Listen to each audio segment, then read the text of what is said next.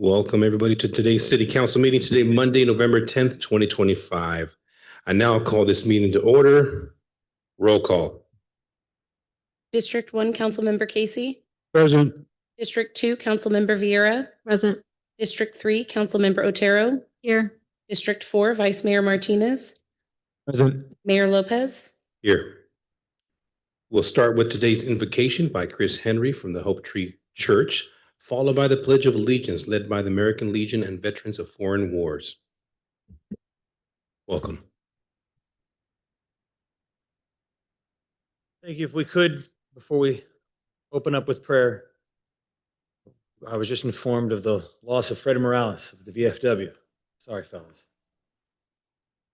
So if we could just observe a moment of silence for Freddie.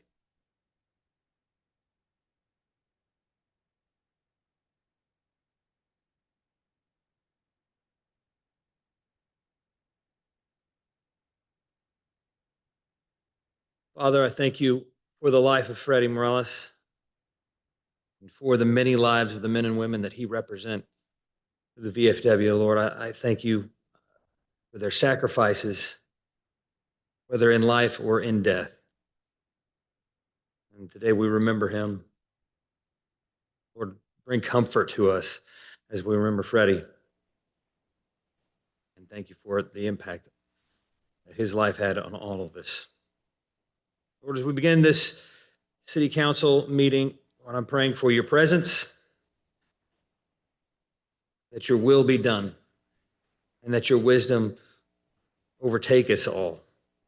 And as we plan for the future, help us to stay focused on the challenge and in the mission that you've given us, to everyone who's been elected here. Be with us, we pray this in Jesus' name.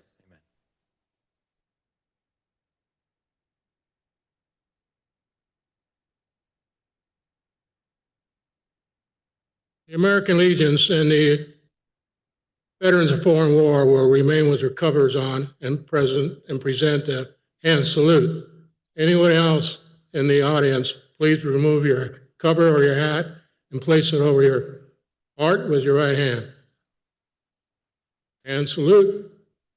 I pledge allegiance to the flag of the United States of America and to the republic for which it stands, one nation, under God, indivisible, with liberty and justice for all. Ready? Two.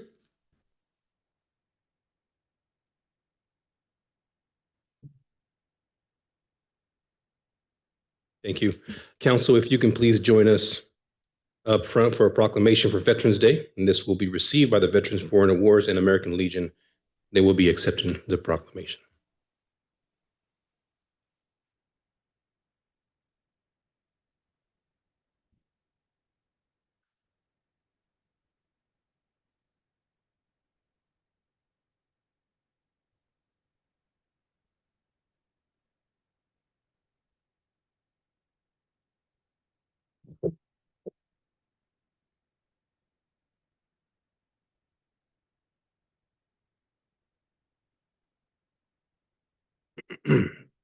This proclamation is recognizing November 11th, 2025 as Veterans Day.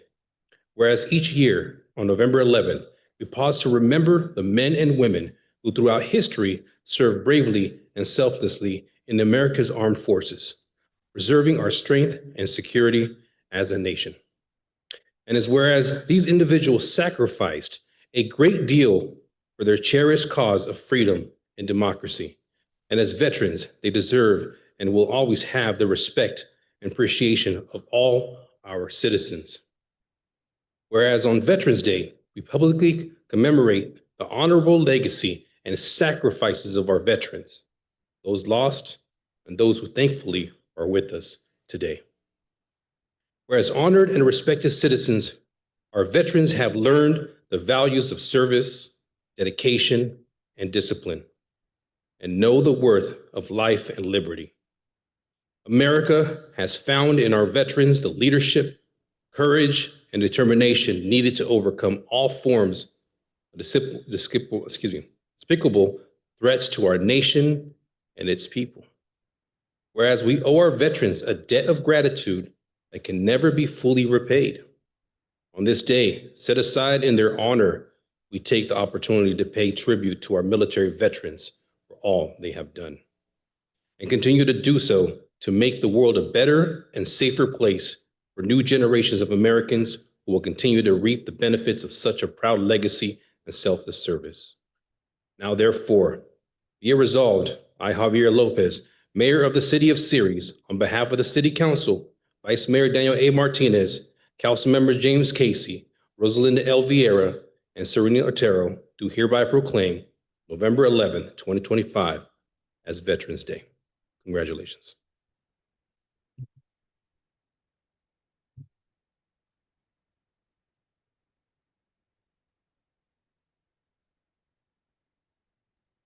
Mr. Mayor, City Council, and honored guests, distinguished guests of the council and the audience. I would like to thank you for this proclamation once again. It's an honor to receive this. As you heard, we lost a great veteran member of our organization, a leader of our organization. Today, let's not forget Freddie Morales. Today would have been his 250th Marine Corps birthday. And by this, I thank you all. Thank you.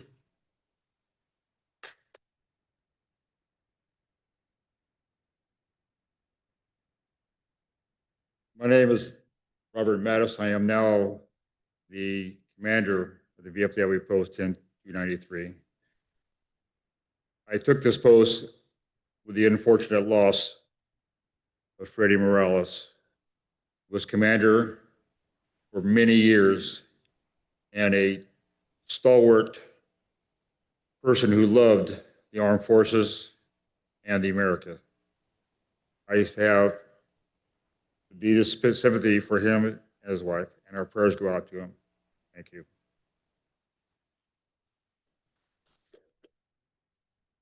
Take a quick little photo. If you get the line.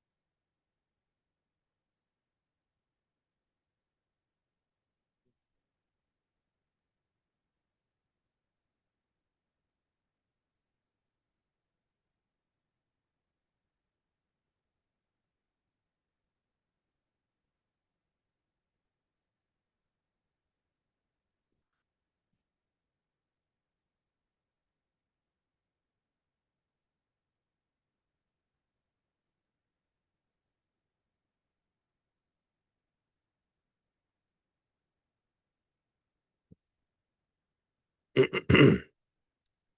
We'll now begin with citizens' communications. The City Council welcomes and encourages participation in the City Council. Meetings adopted by the rules allow no more than 5 minutes. Resolution 2007-106 for expression of non-agenda items. Matters under the jurisdiction of the City Council and not on the posted agenda may be addressed by the general public. However, California law prohibits the City Council from taking any action on any matters which is not on the posted agenda unless it is determined to be an emergency by the council. Citizens are entitled to address the City Council on any agenda item subject to the 5-minute provision. Anyone wishing to address the City Council must adhere to the rules of decorum, and the rules of decorum are posted outside the chamber doors. And we will begin with the representatives, if there's any here.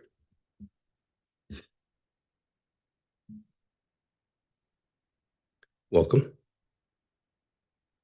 Lisa Mantero Moore, representing Congressmember Adam Gray. It's an honor to be here this evening, representing the Congress member to honor our veterans, certainly on the Marine Corps birthday.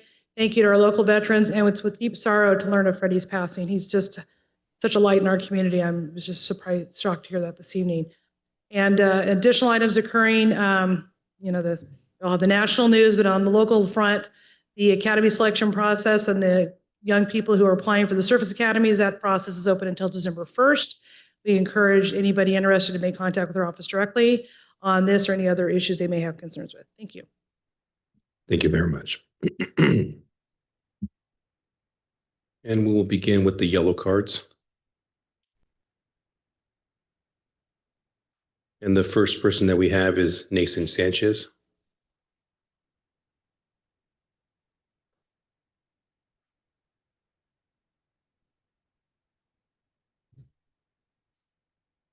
My name is Nason Sanchez, and Ceres is a city that I call home. Greetings, Mayor, council members, officials, directors. Excuse me as I read this really quick. The vocabulary word for motivation. Motivation is a set of factors that activate, direct, and maintain action for specific purpose, and the psychological force that drives the person's effort, persistence, or the objective. Several weeks ago, there was an event that took place over here, and I'm sure many of you were part of that event in attendance and whatnot. And that event was Dia de los Muertos that happened downtown. Now, when I spoke to the two young individuals that spearheaded this event, and when I talked to them, I said, what was it that motivated you? They, of course, did it free of charge. It was all nonprofit. They weren't given no paycheck for it. So that wasn't the drive. And when I said, what was it? They said, we were motivated, Nason, in their own words. We seen the need of something that needed here in the city of Ceres. And when I asked them, what was it or who was it that motivated you? And they did say it was Rebecca Harrington that has passed away, that was a founder and original member of the one in the city of Modesto. And that is what drove them to do one here. Not only that, but also several weeks ago, there was a pumpkin carving festival that was done in honor of an individual that many of you know by the name of Guillermo Ochoa. Mr. Ochoa, I never had the privilege of meeting him, nor knowing of him, but I heard various things that he did for the community. And in the things and in his actions, how a park was named after him, and what was he doing and how he advocated for the people in the community, that inspired me. Not only that, but for other people to gather and to contribute to this festival. And I appreciate the elected officials that were a part of that as well. Councilwoman Vieira, Councilwoman Ortero. And that was done out of motivation. And I bring that as well. Here come on Sunday, there's gonna be another event known as a turkey drive. This turkey drive is the 5th annual turkey drive, where all of the turkey proceeds that are collected will be given to individuals that are often overlooked, to individuals that are in no doubt under the scrutiny and under the limelight, but that's something that's totally separate. We're not focusing on that. But the beneficiaries of these turkeys are gonna be agriculture workers. And I'm here today to invite the elected officials to be a part of us on this day, on Sunday at 1 p.m. at Botaneros on the corner of Crow's Landing and Glen Road, and directors as well to join us and to bring a turkey, to do the one thing that we need to do, and to unite and to come together regardless of what political background or what differences, for the best of the community. Be well. Thank you. Thank you very much. Next card we have is Shane Parsons.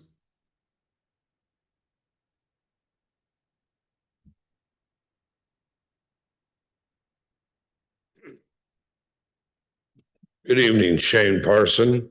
I've lived in the Ceres area for about 25 years now. I read in the paper the other day pertaining to the TOT tax. Personally, myself and Lisa Montero Moore financed and put out the propaganda to get that TOT tax doubled. At that point, we were told by the council and the city managers 20% of that money would go back in grant money to individuals. I was a recipient of that. I bring hundreds and thousands of people to our area, to my arena. The soccer people got some for stuff. And now they're saying they're going to give $1,000, $6,000 total. I mean, it's ridiculous that this money's been appropriated. TOT is to bring people to our community, not to build up the general fund. The more people we have staying in our hotels, the more money we can distribute to these organizations, whether it's baseball, soccer, whatever, to bring them to our community. So I'm pretty upset that the money I spent will now just be buried into general fund. That's one topic I have. I'd like you to really think about how that goes out. We have a new hotel here. We got that passed prior to the new hotel being built. And the money's just, what I read in the papers, nothing. Shane, do you mind if I chime in? Pardon me? Do you mind if I chime in? That article, I read the same article. It did mention the TOT tax, but that is totally separate. And I guess that was misinformation. So we can talk off. What I'd like to see is that, 20% of that money, because we doubled the money we were getting.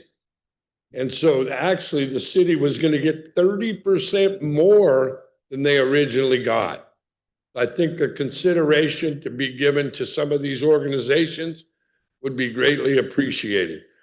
My second issue is I'd like to find out how I can get some limited parking downtown.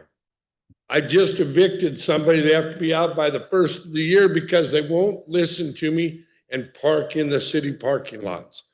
So I said, you're going to move. We need some 2-hour parking, something, so that the people that work down there that don't seem to care will park somewhere else. That's a consideration I'd like to see happen to help our businesses down there. I talked to our economic guy, said, oh, when it's full, people think it's busy.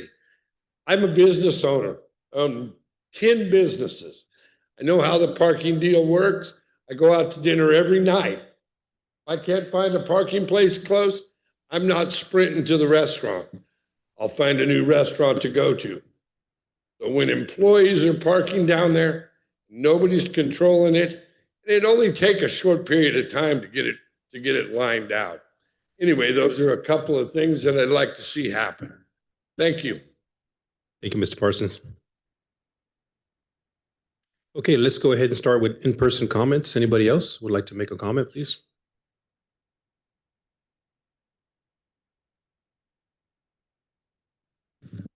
Good evening, Mayor, Council, staff, and community members. Milt Treewiler.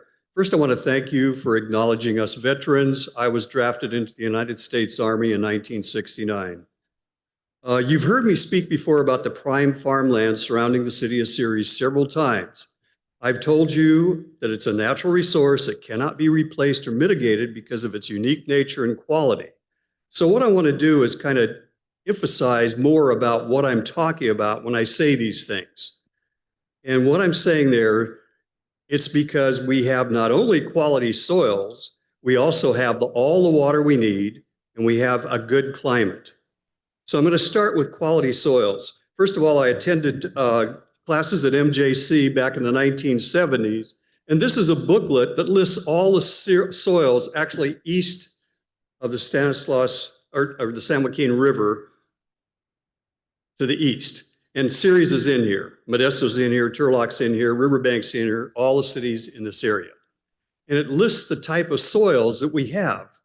And what it tells you is that in the Ceres area, your Ceres, city of Ceres, you have actually 8 different types of soils, but they're all good types of soils.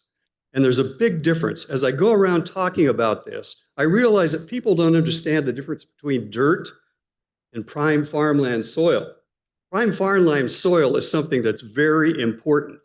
It's something that has certain qualities, and it's the soil that's here in Ceres, even though there are 8 different types of it here in Ceres. It may not be as good in all areas because it does vary. It is different. But the important thing is to just realize that that is a fact. Second of all, I talk about water availability. The reason I talk about that is because in 1887, Turlock Irrigation District became the first irrigation district in the state of California, shortly followed by Modesto Irrigation District. 1887, 138 years ago, our ancestors had the foresight to see that we needed water in this valley if we were going to use the beautiful sand and soil that we have here. And some of it is sandy loam and some of it's sand, and there are different styles. But anyway, so that's our water availability. The next thing is the climate. Well, the climate here in the Ceres area is perfect for growing the crops we're growing. We can actually grow 240 different crops, but obviously not every farmer grows 240 different crops. And most of the crops today are almonds, which, by the way, 80% of the almonds in the entire world are produced here in the San Joaquin Valley. That includes us. We're the upper end. San Joaquin Valley starts just north of Stockton. When you cross that San Joaquin River, that's where the line is, goes all the way to Bakersfield. That's the size of it. So it's a great valley, but there are some problems that I've also talked about it. And I emphasize there is no other farmland like this in this nation or on this earth. And I emphasize that there is abundance of soils and wastelands in our nation for the developers to build houses on. There is. Just, you go 10 miles here to the east, you go 10 miles east, go 10 miles here to the west, and you find poor soils. It's just a fact of reality. But we have to preserve what we have here because there is a major shortage of prime farmland in water in the world. We think that a lot of countries, even in South America, they tore down the rainforest and they put in, they thought they were going to be growing. Well, those places are drying up now. So it's so important that we understand how important this is, and also that we will be taking out of production 1 million acres in this San Joaquin Valley. So that's from just north of Stockton down to Bakersfield. 1 million acres will have to be removed because they don't have enough water. We do have enough water, and it will be here for hundreds of years. This is sustainable prime farmland. And that's what we have to remember. And what I'll be doing is I will be presenting different things about this because I understand you don't understand. You never took classes in this. You probably never took a soils class. But this book explains it. Also, it's online too. You can actually go online and find out exactly what soil you have in your backyard. So it's very important. We need to preserve our soils and make sure that this stays an agricultural center. Thank you. Thank you very much. Anybody else in person? Okay, we'll go ahead and there's a raised hand. Jean Yeakley, you can go ahead and unmute your mic.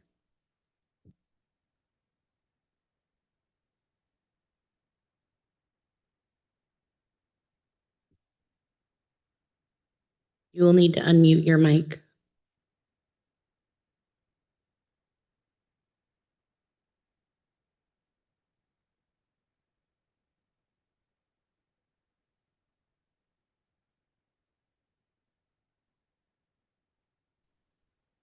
Hello? There he is. We can hear Oh, now I you. can hear you. Gene Yeagley series. It's a sad day today. About the passing of Freddie Morales. I didn't know him that well, but I knew him and how much he was a true patriot to the United States of America, to the city he lived in, to all those that joined him in the American Legion, all his friends he made, and probably people that we'll never meet that passed through his life. Along with that, I want to note that I think that Ceres hasn't done enough to recognize the American servicemen and women. And we need to do a little bit more to recognize these people. Just like Freddie, he probably got something, possibly it could have been associated with Agent Orange. These people are dying every day. They made a sacrifice. And unless you're involved, you're a family member, you've been in the military before, especially, God forbid, a war zone, you know what life and how precious it is. And these individuals go through life without any recognition usually. And it's time for this city of our size to stand up amongst the other cities and start honoring our veterans better than we have. The banners are a great gesture, and I really like that program. A lot of people got discouraged because of that and decided there wasn't going to be a committee anymore. City government got involved in it, which they should never have been in the first place. They should have left it up to the people on the little commission there. We need to bring that back. We need to find some more ways to pay respect to the veterans. And again, there's police officers with the city of Ceres that have been to Afghanistan and Iraq. And, what we don't know, we don't know. But some of these people are carrying these items in their heads, that are suffering every day and trying to get through life. And the average person doesn't realize that. Your neighbors, people you have in contact at work all the time, and find out who these people are. I brought this up before. Find out who these people are, your neighbors. If you don't like them, who cares? Go outside and at least say something nice to them. The coworkers, if you know of your coworkers, whether it's city council, police department, anybody in the city departments, find these people. You can be discreet and, one-on-one and just thank them, we don't get enough of recognition on it. I don't like that too much myself, but when I do, I realize somebody's thinking out there. They're thinking that somebody, actually did something for their country. While other people sit there and my kids ain't gonna join. Oh, we're better than that, and I hear that all the time. But you know what? That's wrong. We have to be patriots. We have to support all those people that we don't hear about that are veterans. We need to do more. And I commend, Jim Casey for his service, Dave over there next to John Warren, and everybody in the police department and other departments. I wish I knew more of you that were veterans. Serena, her family is associated with longtime, veteran who served for 20 years. And we just need to do more. Some counties, some cities, they put up signs by their city limit sign that say, we honor our veterans. We don't have nothing like that, but we sure spend a lot of money on other crap. And I say crap. We could do a lot more and a lot better for the veterans. The veterans are why we're here. People forget that every day of their life. They take everything for granted. And who's going to be there when we need them? Are people here? Are their kids? Are they going to volunteer and join when something gets bad? Probably not. Some will, some won't. That's my bitch for the night. Thank you very much. Mr. Chavez?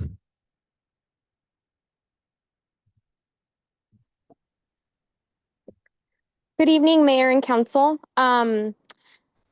With Veterans Day tomorrow, I just wanted to share my disappointment regarding the banners placed on the Whitmore overpass. As the daughter of a veteran, I do appreciate the intention behind honoring our service members, but those banners look to be about 18 by 24. And is that really the best we could do? Um, when I was driving over the overpass the other day, they're really difficult to see and you can't even really read the names. And I just have a bunch of questions like who approved these? Where's the Veterans Committee? Were they involved? Were the measurements not reviewed? So anyways, our veterans just deserve a better recognition, and I hope that in the future we can properly honor those who have served. Thank you. Thank you very much. Any other hands? There are no other hands raised on Zoom and there were no emails received. Okay, citizen communication is now closed. Moving on. Conflicts of interest. Anybody have any declarations? Okay, moving on to appointments. Planning Commission interviews and appointment, and this will be led by Fallon. Thank you, Mayor and Council. Effective January 1st of 2026, there will be one vacant seat on the Planning Commission. Staff conducted a recruitment in September, which resulted in 2 applicants. Both applicants are in attendance this evening. We have Kelly Cerny, who's attending via Zoom, and Francisco Morales, who is here in person. There's a total of 5 questions, for each council member to ask the applicants, which are located in front of you at the dais. Prior to starting the interviews, I would like to bring attention to the latest development in the Planning Commission vacancies. The clerk's office did receive notification from Planning Commissioner Ishwar Gill that he is resigning from his position effective immediately. Gill's resignation creates an immediate vacancy in addition to the January 1st vacancy. The term of the immediate vacancy is through December 31st, 2026. And with that being said, the council has a couple of options to select from tonight. The first option being the council can elect not to conduct the interviews and appoint both applicants. The council can appoint both applicants after conducting the interviews, or the council can conduct the interviews for the seat that was recruited for and open up another recruitment for the newly vacated seat. If option 1 or 2 is selected, the council will need to determine which applicant will take which seat as one seat expires sooner than the other. So with that said, I don't know if you'd like to open it up for public comment prior to the interviews. We'll now open this up to the public. Anybody in the public would like to make a comment on this item? Anybody on Zoom? There are no hands raised on Zoom. I'll bring this item back to the question in regards to whether we should appoint both these persons or possibly your second option is to go out for recruitment again. I would prefer we conduct the interviews today, but also with the resignation that we go ahead and go out into the public and give some other folks some opportunities to apply for that other position. That's my stance. And then we'll go with Vice Mayor. Thank you, Mr. Mayor. I would be all right with interviewing both and then appointing both tonight. Just going through the interview process to see who would get the 4-year term and who would finish out Mr. Gill's 2 years. Okay, Councilwoman Vieira. I think right now we need to go with what's agendized because the other one is not on the agenda. So I don't think it's fair to go move with something that's not on the agenda. So I think we need to stick with exactly how it's worded on the agenda for the public. And I do think we need to interview both and appoint one for what's on the agenda tonight. Thank you. Councilwoman Otero. I agree with Vice Mayor Martinez. We do need to interview both applicants. I am not opposed to determining tonight if both applicants will qualify to take both positions. I think that it was challenging for us to find applicants for this latest opening. So I think we should move forward. Mr. Casey, would you like to chime in?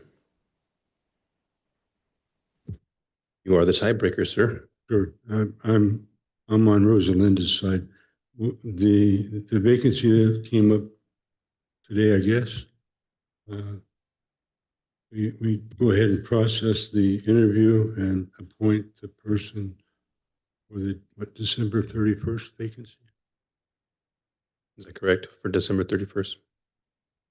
Correct. He was asking you a question. Okay. And Vice Mayor? I was just going to say that if just the will of the council, then I would also change it to just appointing tonight, keeping it how it's agendized, and then opening it up for interviewing process for the other vacancy later on down the road. I'll second that. Roll call. Councilmember Casey,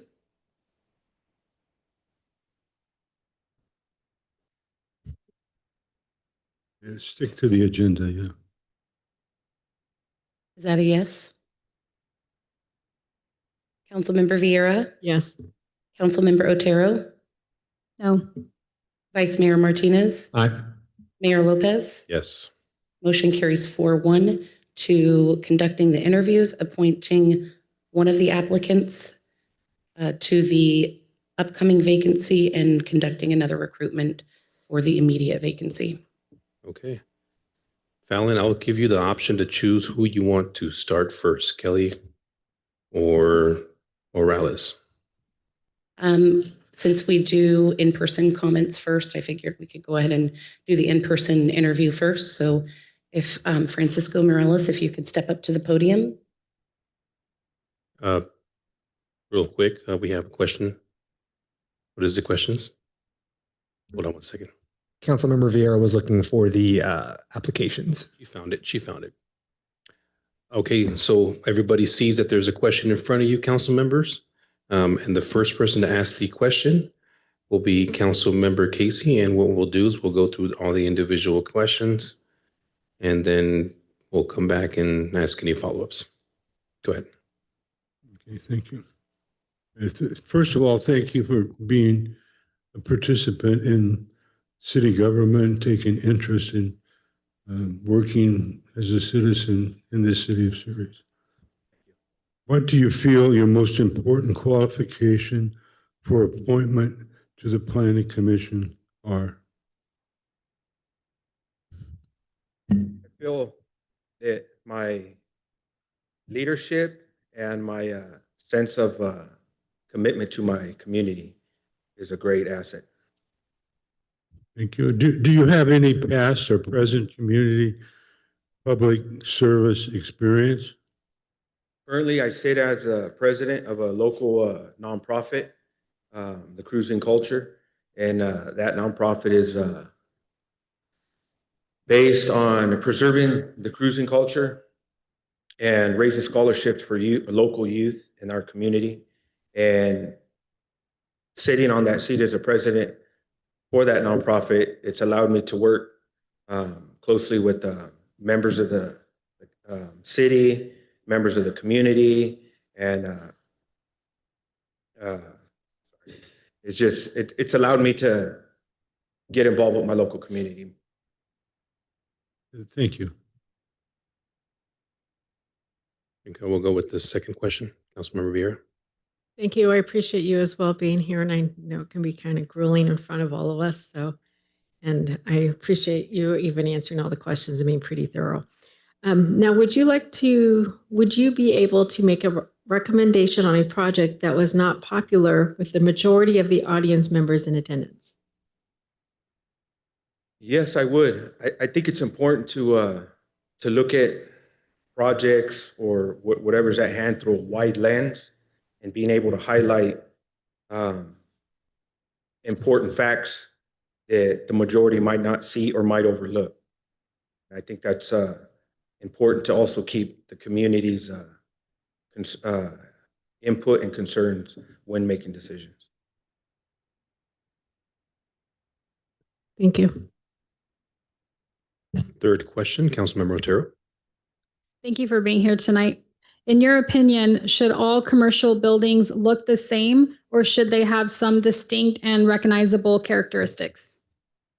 Personally, I don't think they should be all the same. I think they should have different characteristics, but I also think that they should be well planned and also well thought out, rather than, they need to have our community and basically our community involved in it, and how do you say it? Basically have our community input. You don't want them to look identical. You want them to have individuality. different characters and be well thought out.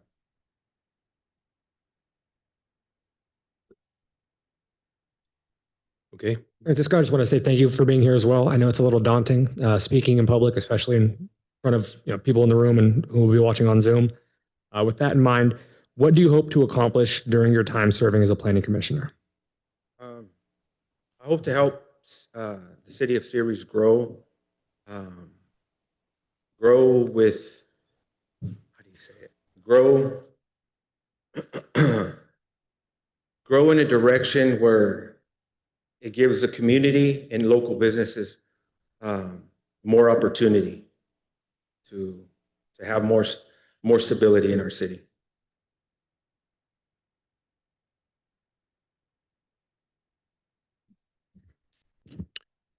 Thank you very much for being with us here today. Which of the following statements would you likely associate with and why?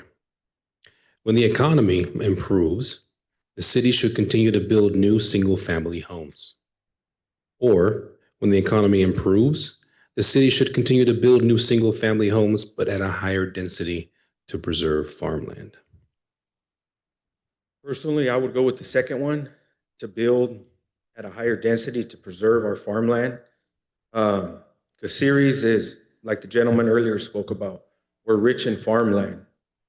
As our seals shows it pictured right there, fruits, farmland. And the city of Ceres was also named after a Roman goddess of agriculture. So with that being said, if we lose our farmland, I believe the city of Ceres will lose its identity. Thank you very much. Appreciate it. Thank you, guys. I appreciate it.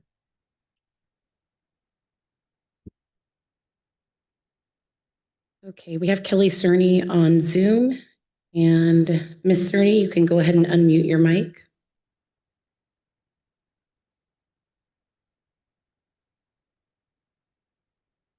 Welcome, Ms. Cerny. Can you hear us?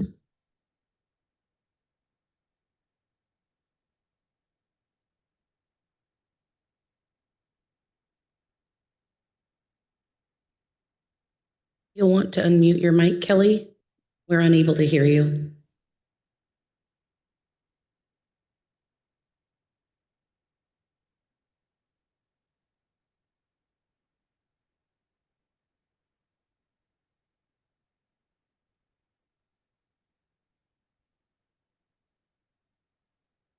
Kelly, can you hear us? There should be a microphone icon on your screen. You'll want to click that so the line is not going through it.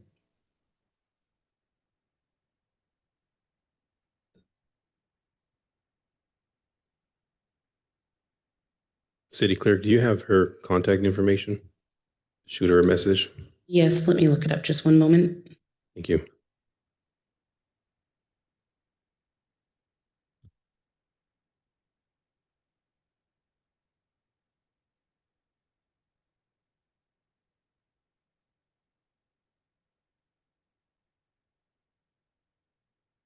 Vice Mayor has her phone number.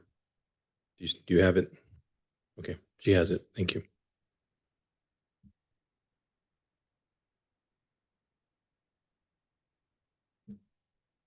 Kelly, can you hear us?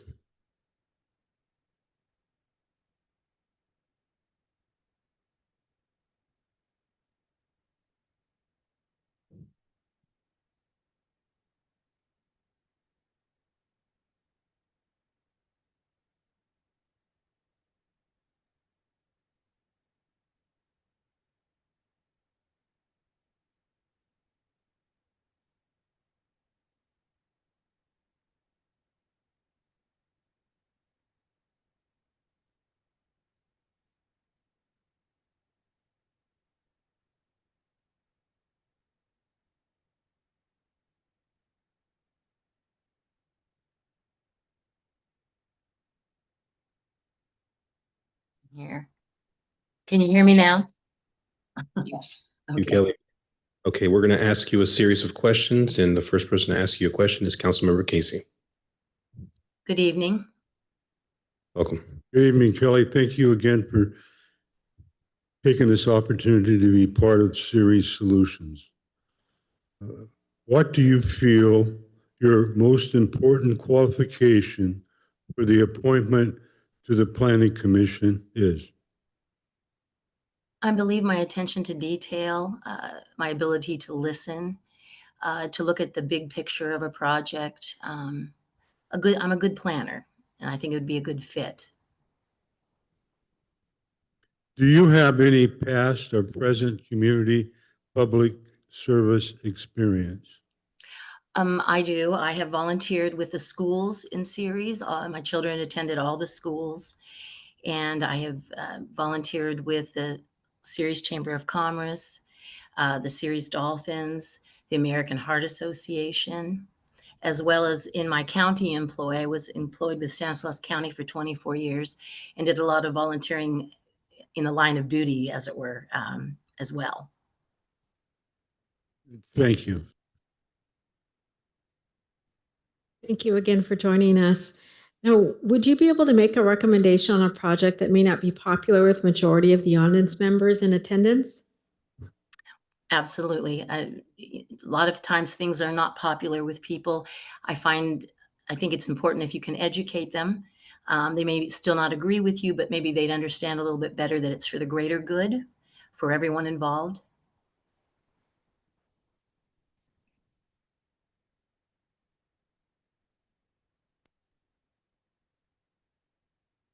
Okay, Mrs. Sotero. Thank you for being with us this evening. In your opinion, should all commercial buildings look the same, or should they have some distinct and recognizable characteristics? I think it's important that they have some distinct and recognizable characteristics. I think that's what makes each city individual, and with good planning as well, take everything into account as far as fitting a city and whatnot.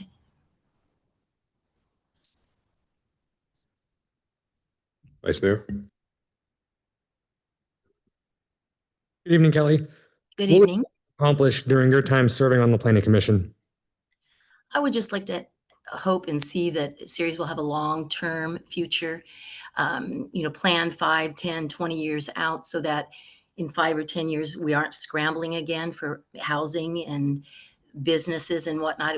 People would look at Ceres as an alternative to living in Modesto or our surrounding cities where they are tending to go to, and look at us as a good community to stay, live, and work and play, as I have done.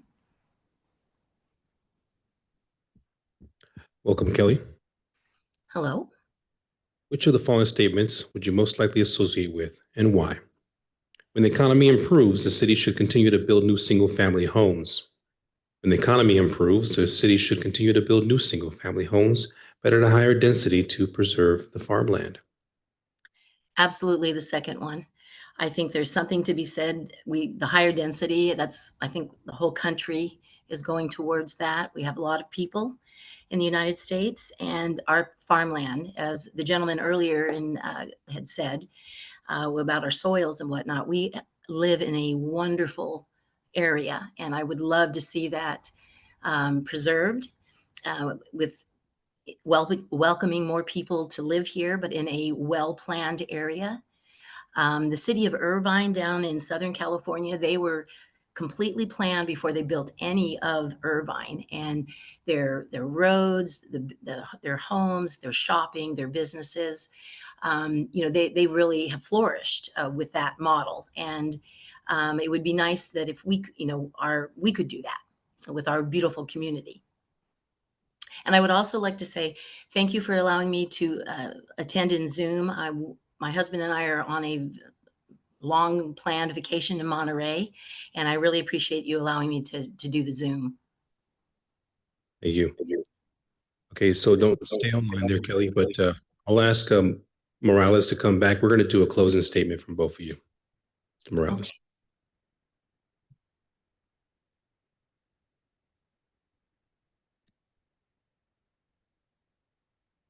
Go ahead and do a closing statement, sir. I just want to thank you guys for giving me the opportunity to come up here and apply for this position, and anything I could do for my community. I'm willing to do it, even though it's a little nerve-wracking up here in front of you guys. Hey, you don't know if you don't try. Thank you guys again. Appreciate it. Thank you. Kelly, closing statement? Sit down. As a 38-year resident of Ceres, I have grown up here as well as my children and my family, and I really think highly of Ceres, and I would just like to be able to participate in its future growth and show people that aren't really familiar with Ceres that we are a really wonderful place to be able to grow your family and your businesses and a good place to play. Thank you That's very it. much. Thank you. Hang in there. Okay. I want to go ahead and mute her real quick. Back to the council. This is something different, but if you guys want to make any comments to each other, or would you rather just go ahead with a proposal or a vote? Either way. Go ahead. Again, I just want to thank both of the applicants for joining us today. This is a different kind of setting. But for me as a council member, it was important to have the public available as well to see and hear who the applicants are and who will be serving potentially on the Planning Commission. So thank you again. Anybody else? I think we already opened it up to public, right? Yeah, we already did. Go ahead. Thank you. I do appreciate both of them participating. I do think it's important because as part of the Planning Commission, you're up here and everyone is looking at you. You're on Zoom, you're on YouTube, you can post on YouTube. So I think it's important that they're become familiar with the microphone and being the face that's going to represent. I think they both did an excellent way of portraying their views. And I'm happy with either one of them at this point in time. I guess once we get there, I can kind of tell you where I'm at leaning, but I'm interested in hearing what other views are. Vice Mayor. Thank you, Mr. Mayor. Yes, I appreciate both of them being here. I know how difficult it is. Myself and Councilmember Otero both had to go through the application process to get appointed to the Planning Commission. Their answers were very similar. They both seem very qualified. If I gave one a benefit over the other, it would be that Francisco was here in public tonight, so he was able to be seen and be heard. And I know it's unfortunate Kelly had prior engagements, but that would probably be the only separation I would have for the two of them, is that, he was able to be here this evening. Do you mind if I just quickly ask Mr. Casey if you have any comments before we get? Nope, he doesn't. Here, go ahead. I just wanted to respond to Vice Mayor Martinez. I think I'm on a line with you because I know it's unfortunate for her. There was one little thing that did catch me, which you guys are probably familiar with being on the Planning Commission, is a lot of these, like West Landing was pre-posed. They have to send that to CEQA. So it is already, the planning for that development is already on paper. So it's not like it's something that they just come in and they're drawing the borders and the lines for that development they're doing it years in advance. So a lot of that, so that was one of those answers that kind of caught me a little bit off guard because it seems a little, and I understand they're unfamiliar because they haven't held the position. So that was the only thing that just kind of caught me a little bit. And I think that's probably the second reason why I was leaning a little more as well for Francisco, was the part that that didn't catch me. Okay, I would just like to say, Kelly, thank you very much for joining us on Zoom. I will have to agree that the fact that Francisco, that you were in person is really means a lot, that you were here in person. And I think that, in my personal opinion, you will be a great planning commissioner. And that's the direction that I'm going. And with that, we can open it up to either a motion or any separate conversations. Vice Mayor, I know you have your button pressed, but go ahead, sorry. Thank you, sir. Yeah, I agree with you guys. He did have one response to a question. I think it was my question. What was it? That he wanted to make sure that the city grew in the right direction and that it made sense for the community and that it didn't, affect local business owners. I really liked that answer. So with that being said, I'll make a motion to appoint Francisco Morales to the vacant Planning Commission seat. I'll second that. We get a roll call, please. Councilmember Casey, No. Councilmember Vieira, Yes. Councilmember Otero, I'm going to say no, but for the record, I just want to say that with Miss Cerny, it looks like the city did give her the opportunity to do this on Zoom, and it sounded like she did have some pre-plans. But I was happy with her interview. Vice Mayor Martinez, Aye. Mayor Lopez, Yes. motion carries 3-2. Congratulations, sir. I appreciate everybody who put in their applications.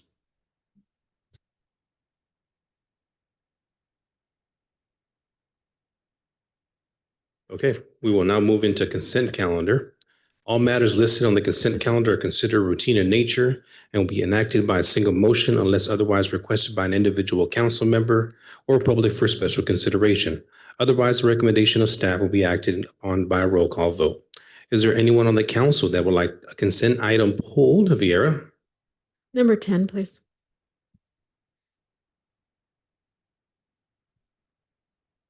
Councilwoman Otero? Number 4, please. Anybody else? Number 5. Oh, there's that. All of them? Okay, well, there you go. Any members of the public would like to pull any items? No hands raised? Bring this item back for a motion. Make a motion to approve items 1 through 3 and 6 through 9 and item 11 of the consent calendar. Second. Roll call. Councilmember Casey, Aye. Councilmember Vieira, Yes. Councilmember Otero, Yes. Vice Mayor Martinez, Aye. Mayor Lopez, Yes. motion carries 5-0. Okay, item number 4. Thank you, Mayor. So I do have a question. I just need clarification from the city manager. It looks like on this voucher list, July, August planning services was paid out to Govia Engineering. Hopefully I'm saying that name correctly. It was $13,139.70. However, in August 27th, it was noted in the voucher list that we paid out July planning service $4,309.85 to the same company. So that I was a little bit unsure why we're paying again in October for July service. As you recall, this came before the council before, and so this is services that were already billed, and we're now paying them because the bills came in late. They hadn't billed us in time, and so that's why it came in when it did, why it's on now. But both dates that were paid out say July. So I guess the total for July, you have $4,300 on August 27th, and then another, what was the amount for July for October 15th? I'll have finance. I don't know if If she finance may. has that. Give her a second.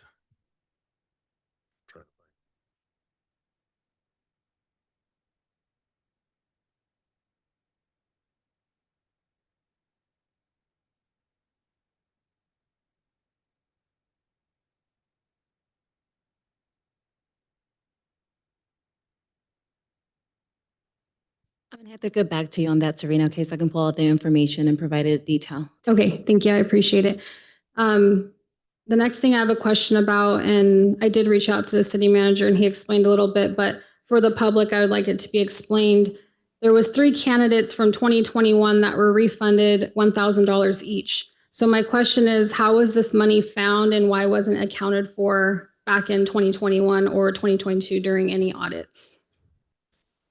So during 2021, when we had the election campaign, we charged candidates a specific amount of money that will cover the cost for the county that county charges us to put it on for the ballot. The county, we went ahead and the county says, this is what we're going to charge you. We collected that money. The county never sent us an invoice.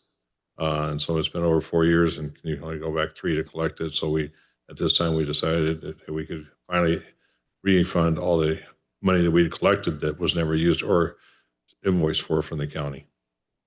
So I know you weren't here in 2021, but it sounds like the city just chose not to pay out something that should have been invoiced. Did anybody reach out to the county recently to find out if they need to still collect that money and go back and fix their? Yes, we did. Okay. And they said, no, we go ahead and refund it.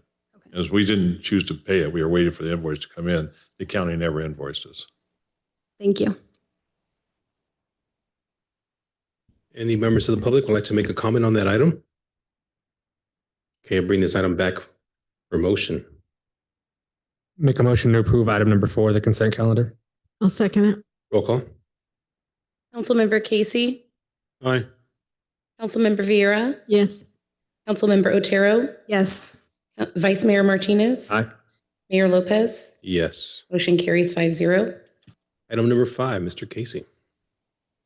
Yes, in the contracts, it's for each one of those 5A through 5D, it says that it can be modified, but it doesn't specifically say the contract can be modified with or without council approval. And then, of course, the other question is, we've been allowing people to use the range, and we've not had any formal agreement of responsibility for a period of time. The reason I pulled it was because it said it can be modified. And I just wonder, we don't need to approve the modification. You will, yeah, any modifications, the contract will have to come back to council. It doesn't say that, that's all. That's just understood. We can't, we pass the contract. If we're going to change it, we have to bring it back to council. Vice Mayor? Thank you, Mr. Mayor. Chief, just wanted to ask one more time, does the gun range have any sort of modular rooms or any facilities where you can go in and field strip a weapon, or where you can get a break from the heat or from the cold, depending on what time of season they're out there shooting? No, we're very limited on what we have to offer out there. Thank you, sir. And second question, are there any restrooms or anywhere that facilities-wise you'd be able to use for the gun range? We have one porta potty and that's it. Thank you, sir. Okay. Councilwoman Otero? I just wanted some clarification from Councilmember Casey. Where exactly was the language about modifying?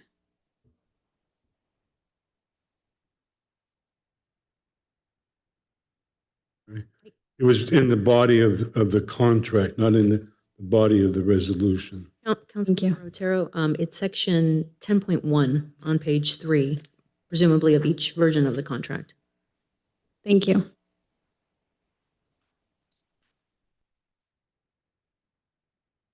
Any follow-up? Okay, no problem. Councilwoman Vera? I just want to confirm, Chief, because they seem very familiar. We've done this before in the past, recently, haven't we? Because this doesn't seem like the first time we've had these contracts come before council, and I just want to verify that we've approved these in the past. We have approved some contracts in the past. I think they probably fell off, and maybe some of these we haven't actually had a contract with. So when we saw this, we decided to go ahead and move forward so that everything is contracted out there. So all contracts are going to be pretty much uniform now, and they're not going to be different, I think is what you're, okay. I just want to make sure, because they seem like we've approved these before. So just want to confirm. There is a difference here. So the state contracts, the CHP and state parole, they do a different contract that's done through the state. So these are all through us, which is a difference. Thank you. Okay, Mr. Casey? The chief answered my question. Okay, sounds good. Let's go to the public. Any members of the public would like to make any comments? Anybody on Zoom? There are no hands raised on Zoom. Okay, we're bringing this item back for a motion. And will it be for all? Do I need to say section A, B, C, or just item 5? My recommendation would be item 5A through 5D. Yes, ma'am. I'd make a motion to approve items 5A through 5D. A second. Roll call. Councilmember Casey, Yes. Councilmember Vieira, Yes. Councilmember Otero, Yes. Vice Mayor Martinez, Aye. Mayor Lopez. Yes. Motion carries 5-0. Thank you. And we'll move to item number 10.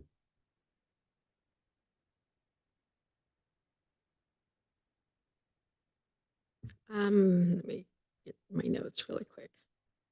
So on this, I had a question because I was looking at the municipal code as well as the government codes. Our municipal code 3.02090 and 2.15.020, as well as government code 366518, and I thought the mayor, vice mayor, and treasurer were supposed to be bonded, so that wouldn't leave the city manager the only bonded person. So I guess I don't know exactly who to direct this to. So that's know why I'm on a it. little confused. City attorney or city clerk, I know I'm on it. You state your question, I'm sorry. Oh, you didn't hear what he said, what she said? Oh, it was regarding 10, regarding the Right. city manager and you being the only one, I guess, bonded, because I thought under city code, our municipal code as well as government code 36518, as well as our municipal code 2.15040 and 3.02090, both stated that I thought the mayor, vice mayor, and treasurer had to be bonded. So that's why I was just kind of interested in seeing how this came to play where you're the only one that's bonded, where I thought there should be, I thought 4 of them besides the finance director based on our municipal code as well as the government code. You're correct. So basically, when we found out we were moving forward and we needed to have all this, that's when we discovered the city treasurer has not been bonded. And that would have been occurring back in 2020 during the city manager at that time, which was either Toby Wells or Tom Westbrook, who was responsible for making sure they got bonded. So are we in the process of now coming in compliance with their municipal code? So we're going to be coming in compliance with the municipal code. The problem is for this process, we have to have all the documents into the bank by Wednesday at 12 noon. It takes 1 week to have somebody bond or have someone bonded. So that's going to take us until next Monday. If we don't have the bank papers and all the resolutions in by Wednesday, no one will get a paycheck on Friday. Yeah, I understand. And tomorrow being a holiday just delays it a little bit more. So no, I appreciate, I just wanted to get clarity because I was a little with the municipal code and the government code. It just seemed like we were out of compliance. So I just want to make sure we're working on resolving that. Thank you. Vice Mayor? Thank you, Mr. Mayor. I know I am not bonded. I can't speak for former Vice Mayor Silvera. However, I do believe our city treasurer was bonded with the last bank we had. And I believe when we moved over to the new banking system, you didn't rebond her. I know that I think Vice Mayor at the time, Silvera, and Mayor Lopez had to get bonded. But I know when she initially got elected in 2020, she was bonded. And I believe we switched banking systems under your tenure. We're still with Bank of America or West America, weren't you? That's correct. We haven't switched banking. We haven't switched banks.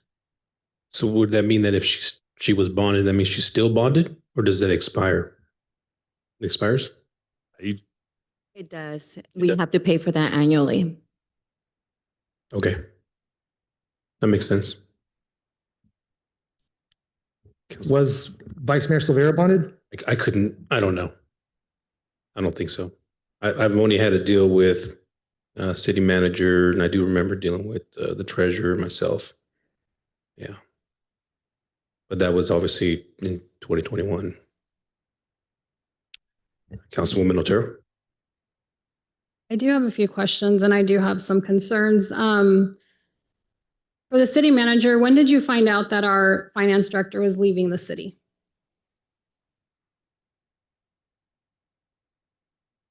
Probably about 30 days ago. Okay, so that would have given us time to find and be in compliance with an authorized signer when we were first notified, right? There would have been some planning in order to identify an interim deputy finance director and then make sure that somebody was bonded to be able to sign these checks. If we would have thought about it at the time, we thought everything was already lined up. And so we didn't really look at it until probably about a week ago or less. And when we discovered it, yeah, we aren't the people we are supposed to be bonded aren't bonded. Okay. And that's the problem with local government at times is there's no verification. So I went through and I was trying to look into some things. I actually had emailed you a few emails. I asked for a copy of your bond, which I still have not gotten. I did not receive the date of when the bond was approved by the council. It does say in the local municipal code that the council has to approve the city manager's bond, and that is a shall. Obviously, there's concern with the treasurer not being bonded, especially if that needs to be done annually. That is in the government code section and in our municipal code. So we need to get that corrected. I'm just really concerned about how we're conducting city business, especially when we find out 30 days ago that one of our finance directors is leaving. And now we're in this bind where somebody has to sign who's not bonded. So I'm really concerned about that. Mr. Casey? It's been asked and answered. Okay. I'll go ahead and go out to, well, do you have another question? I just wanted to ask, Mr. Mayor, when our former finance director, Leticia, left, it was you and the treasurer that had to sign her off? Because you two were the bonded on that at the time? Believe so. So then the treasurer was bonded? I do remember going down to the bank, and I believe she came into the office. Yeah. But I mean, these are great questions, but I think what's important is that we need to take care of this as soon as possible so we can move the business forward and make sure that people get paid on Friday.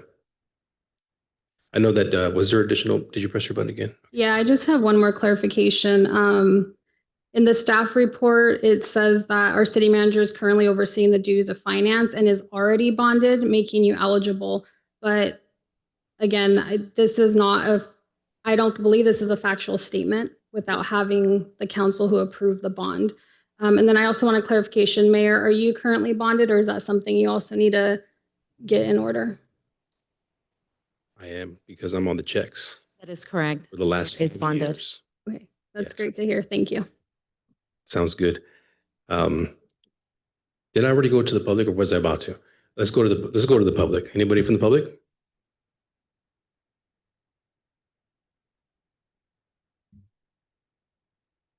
Good evening, council members. John Warren, City of Ceres. And listening to all this, I'll pick up half. Is anybody in the city bonded for the proper amount of money to do business?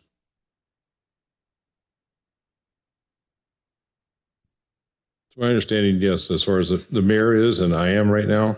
And Obviously, our finance director was, but the finance director was up until Friday. so it wasn't an issue until she left. So the mayor is bonded? Yes? Correct. Mhm. Yes. And the city manager is bonded? Yes. Thank you very much. Thank you very much. Anybody else from the public? Anybody on Zoom? There are no hands raised. Okay, we'll bring this item back and for comments and or a motion. Go ahead. I need some clarification from our city manager. You keep saying you're bonded. Once again, I requested a copy of the bond or the agenda item of when the bond was approved by the council per our municipal code. And you avoided my question and still didn't provide me a copy of this. So I need some help understanding that. Yeah, I didn't avoid your question. I told you it was in my contract, which is attached to the agenda, December 10th, 2023. I believe it's item number 10. That says that the city will bond the city manager. Correct. It says the city will bond. It doesn't mean that you are bonded. And there's no attachment in the contract from 2023 that has the bond. So that's where I'm trying to receive some clarification on saying that And you have a bond. refer to our finance director if I'm bonded or not. Could you please provide that information to the council member when you get an opportunity, please? Yes, I can go ahead and send that information over to you. Thank you. I appreciate it. Okay, looking for a motion?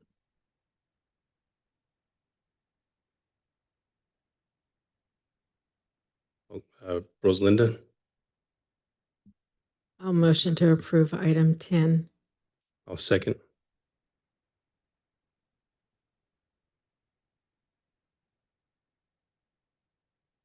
Roll call. Councilmember Casey, No. Councilmember Vieira, Yes. Councilmember Otero, No, I need to see a copy of the bond first. Vice Mayor Martinez, I agree with Councilmember Otero. I'm gonna have to vote no on this as well until we can figure out what's going on. Mayor Lopez. You guys do realize that on Friday, nobody will be paid. None of these staff members will receive a check. What about our Two people have. interim finance director? So it's my understanding that the reason why we made this request is to place him on this item so that way we can go to the bank, verify it, and he can be on the checks until we hire a finance director so people can get paid on Friday. So I understand your guys' questions, but this is very urgent. I think that if we vote no on this, we're playing with people's money, and that I don't think people will be Let's ask the coming city into work. attorney, what happens when we don't pay any of this? And then can you Employees on clarify, you keep Friday. saying you're bonded. So are You you need- bonded or are you not? I asked for a copy. So how come now? It has to come to the finance department. Can I make a recommendation? Hmm. So first, if the council does not approve this temporary measure in order to sign the checks, there will be larger liability issues that will be levied against the city from a wage and hour standpoint. So it is, I would say, a significant issue if this council does not approve this today. If the council is concerned and would like to see a copy of that, I believe that your deputy or acting finance director can provide a copy. My recommendation is for you to table this agenda item and request that she go and print a copy and provide the council with one if that will satisfy your request. Table this item till when? Until she can prove it tonight, she can give you a copy tonight. And can I, I think, and I don't want to speak for Sonia, but is that possible? I'll make a motion that we take a recess until that question can be answered. So I'm sorry to interject. My recommendation, in order not to delay the proceedings of the council meeting, would be to table this agenda item, give her an opportunity to go do that, but you can continue with the rest of the agenda and You're bring asking it me to back. bring it back when she provides that information? Yes. Is that what you're saying? Okay, Tonight. I misunderstood what you were saying. Yes, so this would not be to continue this item to another meeting. It's literally to bring it up later tonight once she can give you a copy of the bond. Can I ask a question though? That bond was supposed to be approved by the council. So how, if she provides us a copy, when did this council or a prior council approve that? That's the other issue. It's in the municipal code and it's a shall. So it sounds like we are out of compliance with our own municipal code. I can't speak as to historical practices. It does sound from what I've heard tonight, the city manager's employment contract does state that the city will provide the bond. Now, the amount may have been set by the council previously, either by resolution or maybe past practice. We'd have to research that to see if that's essentially what created that trend in that specific amount. The code does state that the city manager shall furnish a corporate bond to be approved by the city council in such sum as the council may provide. This doesn't specifically state the amount has to be set every time. So if the council has previously set it or established a precedent for a certain amount, that would be sufficient under this code section. So otherwise, this would state something slightly different. So could we do a motion to temporarily allow the city manager to sign just the employee paychecks until this can be figured out? So That's exactly what. well, I guess which aspect, because it sounds like the finance department can provide you with a copy of a bond that would be valid. I guess the second question would be if the council wants to look into the amount and maybe look at some historical data. But I don't know that calls into question the fact that a bond exists. If the bond exists and it's valid and it sounds like it has to be renewed every year, that's sufficient for purposes of presentation to the bank as a signer. So it depends on which aspect of it the council wants to look further into. But yes, you can modify this resolution. We'd have to get a little bit more feedback on this if you want to further limit the authorization to this maybe specific pay period. But I will strongly suggest that this council take some action tonight, because if you don't, there will be bigger issues. And I think to the mayor's point, it's not the employees. City attorney, then we will not pay our bills. I'm looking at it from a very immediate liability issue. There are very strong laws that protect employees.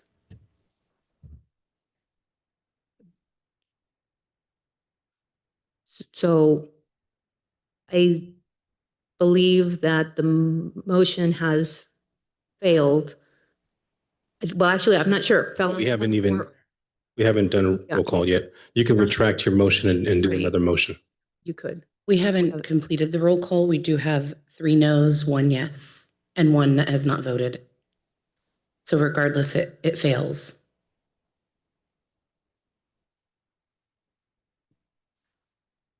For a motion that fails, there would have to be, well, there can be an alternate motion that could be different, or an individual who voted against the motion could request reopening the item. I'll make a motion that we reopen the item. Rosalinda does have a question. Well, that works out perfect. So I think I have another question. I just want to confirm, in order to be a signer at the bank, they have to prove the proof of bond or not? Does it have to be on file? That's a question for finance. That does have to be on file with the bank. Okay, so for in order Doug to be a signer on there, he had to prove to the bank that he was fully bonded as required by law. That's correct. Perfect, thank you. Vice Mayor, go ahead. Okay, so you already made the motion. Rosalinda, would you like to second? It's to reopen the item. Trio. All right, I had another question in my brain. Yes, absolutely. I'm happy to continue. Second your motion. Roll call, please. Councilmember Casey, Yeah, before I vote, I just want to make this public statement. I was elected to the office in February of 2021, and so my first payment was a check.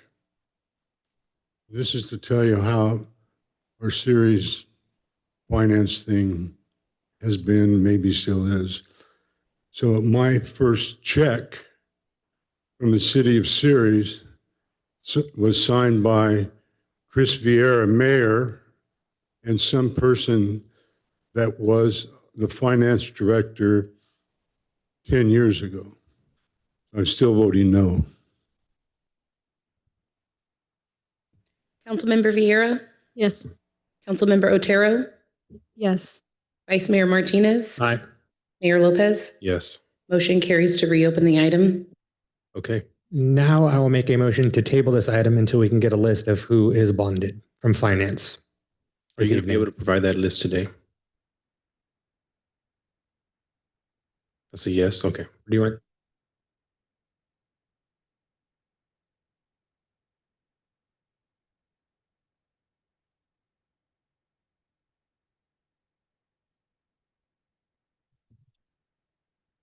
Okay, we'll table it until we're done with the next ordinance. Do you need some more time or are you almost there?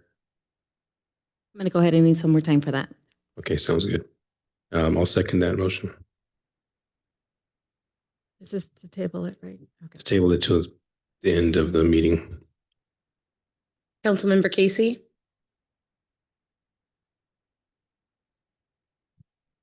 No. Councilmember Vieira, Yes. Councilmember Otero, Yes. Vice Mayor Martinez. Aye. Mayor Lopez. Yes. Motion carries 4-1 to table the item. Okay, moving on to public hearing. An ordinance of the City Council of the City of Ceres adding section 10.500 definitions, amending section 10.0520 regulations for bicycle operations, adding sections 10.05.120 organized, planned, or street takeover, and adding sections 10.05.130 penalties of the Ceres Municipal Code. Chief. Good evening, Mayor, council members, and members of the public. Tonight, I am bringing forward a proposed amendments to an existing ordinance regarding the operation of bicycles within the city of Ceres. These changes are being presented in response to significant public concern, both expressed on social media and in person, about the dangerous operation of bicycles in our community. Since January 2024, we've had a recorded 19 injury collisions involving motorcycle or bicyclists, 2 of those being fatal. During the same time period, we also received 85 calls for service related to bicyclists riding without due regard for the safety of people and property. We have added the definition of what constitutes a bicycle, prompted by the increased number of electric bikes being operated within the city. Under the revised ordinance, electric bikes are considered bicycles, provided that they do not exceed 20 miles per hour and do not exceed 750 watts of power. We're also adding a section which makes it unlawful to ride a bicycle at any city-sponsored event where the street has been closed to vehicle traffic. This restriction is necessary because bicycles can pose a significant safety concern when operated in large crowds. Finally, we're adding a section 10.5.120, which addresses organized, planned, or street takeover events involving bicycles. Like stated above, since January 2024, we have received 85 calls for service regarding groups of cyclists riding recklessly, blocking traffic lanes, and failing to obey traffic laws. These individuals often engage in dangerous behavior such as playing chicken with oncoming vehicles, striking or kicking passing vehicles, and causing damage. While many of these riders are juveniles, adults sometimes participate as well. Under this new section, officers will have the authority to impound bicycles for 30 days. Additionally, an impound fee will be assessed based on the number of violations within a 365-day period. So the first violation would be 250, the second would be 500, the third 750, and the fourth violation in 365 days would be $1,000. These amendments are designed to promote public safety, encourage responsible bicycle operation, and respond to ongoing community concerns. Thank you, and I'm happy to answer any questions. We'll go ahead and open this up to the public. Any members of the public have any comments and or questions?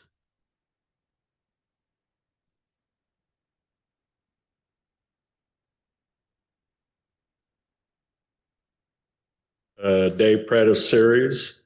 Yeah, I have, the thing is, a lot of these bike riders have no respect for pedestrians. They have regular bicycles, electric bicycles, and electric scooters, and they expect the pedestrians to move out of their way for their use of sidewalks. There's been many a time I've been close to getting run over, and a lot of times when they come up behind you, they don't let you know that they're coming up behind you. I know I've ridden the sidewalks where the traffic is bad, where there's no way you can ride on the streets without getting run over. But I'd be respectable for civilians. I get off the sidewalk, wait till the pedestrian goes by, and then I get back on. Another thing is, I don't know if there's a state law that those under 18 are supposed to be wearing helmets, and the majority of them are not wearing helmets. Thank you. Anybody else?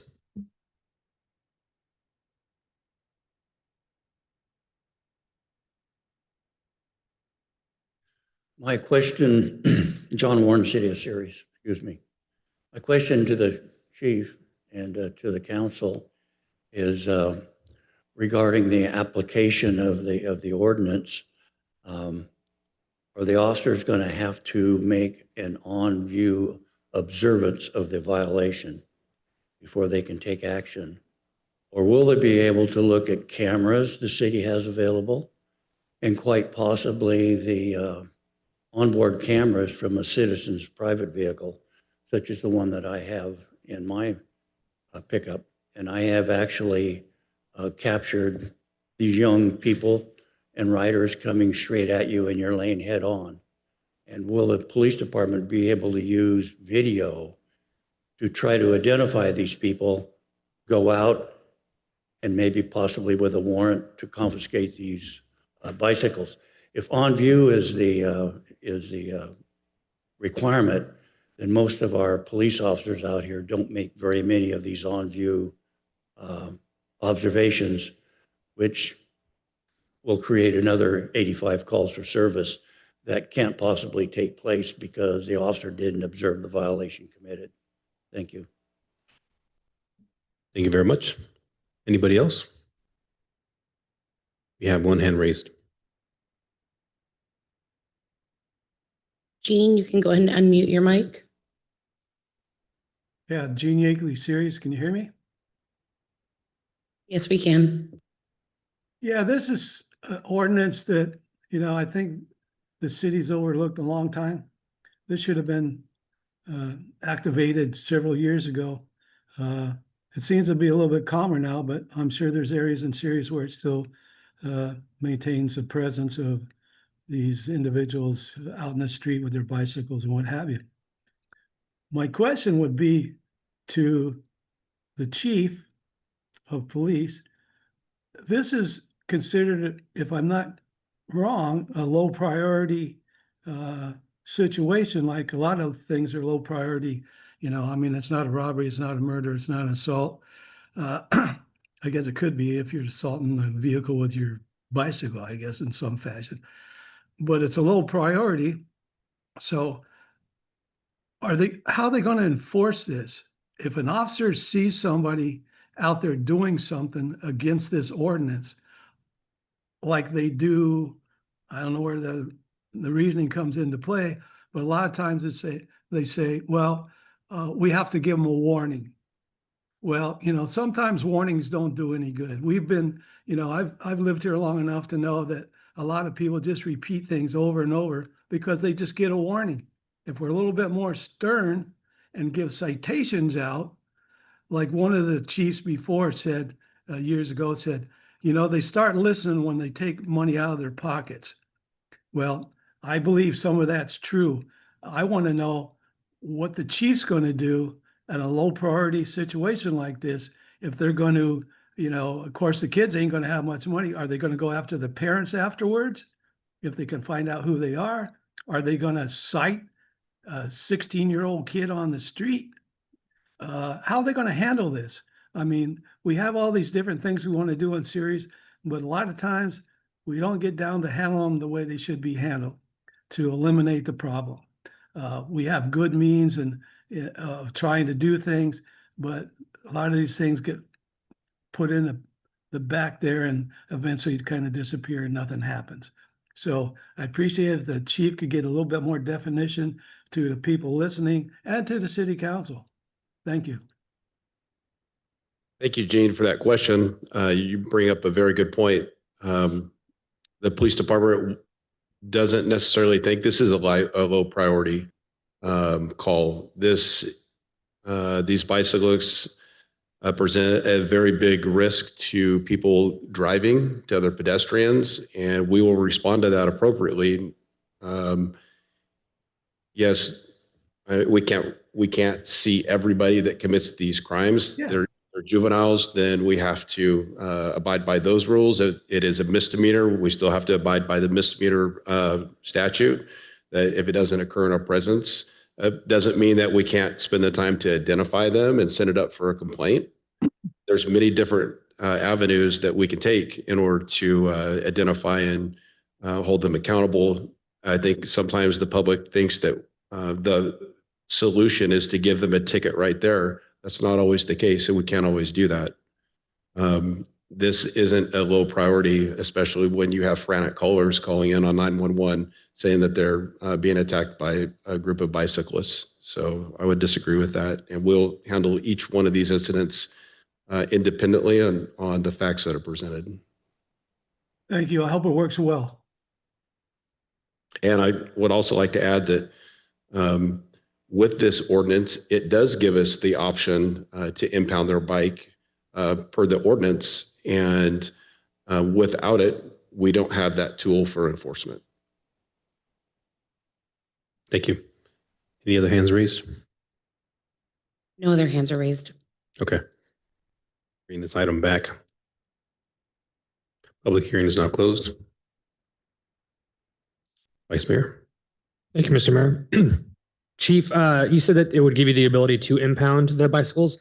Is that like a first time offense you can impound, or how many instances does an officer need to see that same individual before that bike would be impounded? So yeah, first time offense would be an impound, a 30-day impound, and then the fine is $250. And then within a 365-day period, if they commit additional offenses up to 4, it's we will impound the bike each time. And if it's the same person on a different bike, it still counts against them. Thank you, sir. And then that $250 fee, if they can't afford it, is, I believe Mr. Uniquely, maybe Mr. Pratt asked, does that go after the parents? Who would pay that if you got a 13-year-old who I assume can't pay a $250 ticket? Who would flip that bill? So the ticket would go through the process like any other citation would go through the process. If they don't pay it, then the bike is in our custody, and then they'll lose the right to that bike. Thank you, sir. And then how many citations have been, I'm sure you probably don't have this number on you. If you do, awesome. Recently, how many citations have you guys written for helmet violations? I don't have that number, but I don't think it's very high. Okay. And then I had one more question for you.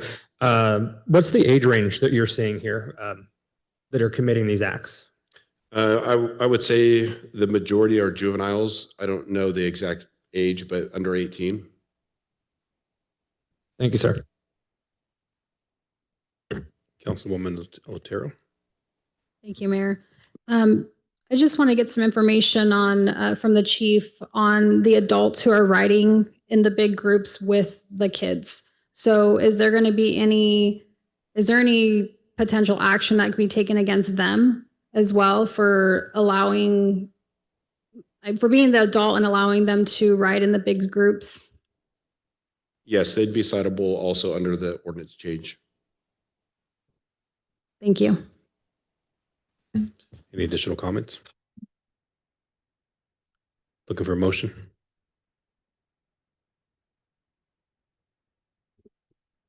Make a motion to approve item number 12. I'll second. Roll call. Councilmember Casey, Yes. Councilmember Vieira, Yes. Councilmember Otero, Yes. Vice Mayor Martinez, Aye. Mayor Lopez. Yes. Motion carries 5-0.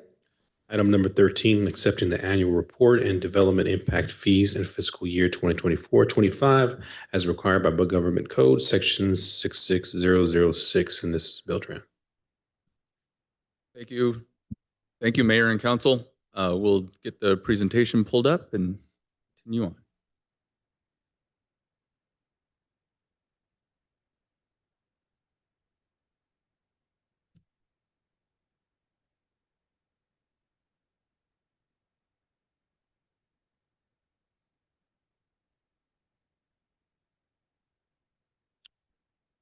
Okay, so tonight's item is the annual AB 1600 public hearing required by the Government Code.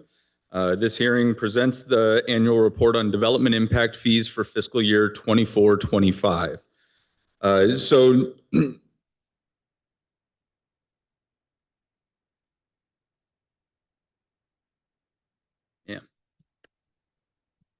the purpose of AB 1600 is to ensure transparency and accountability in how development impact fees are collected and used.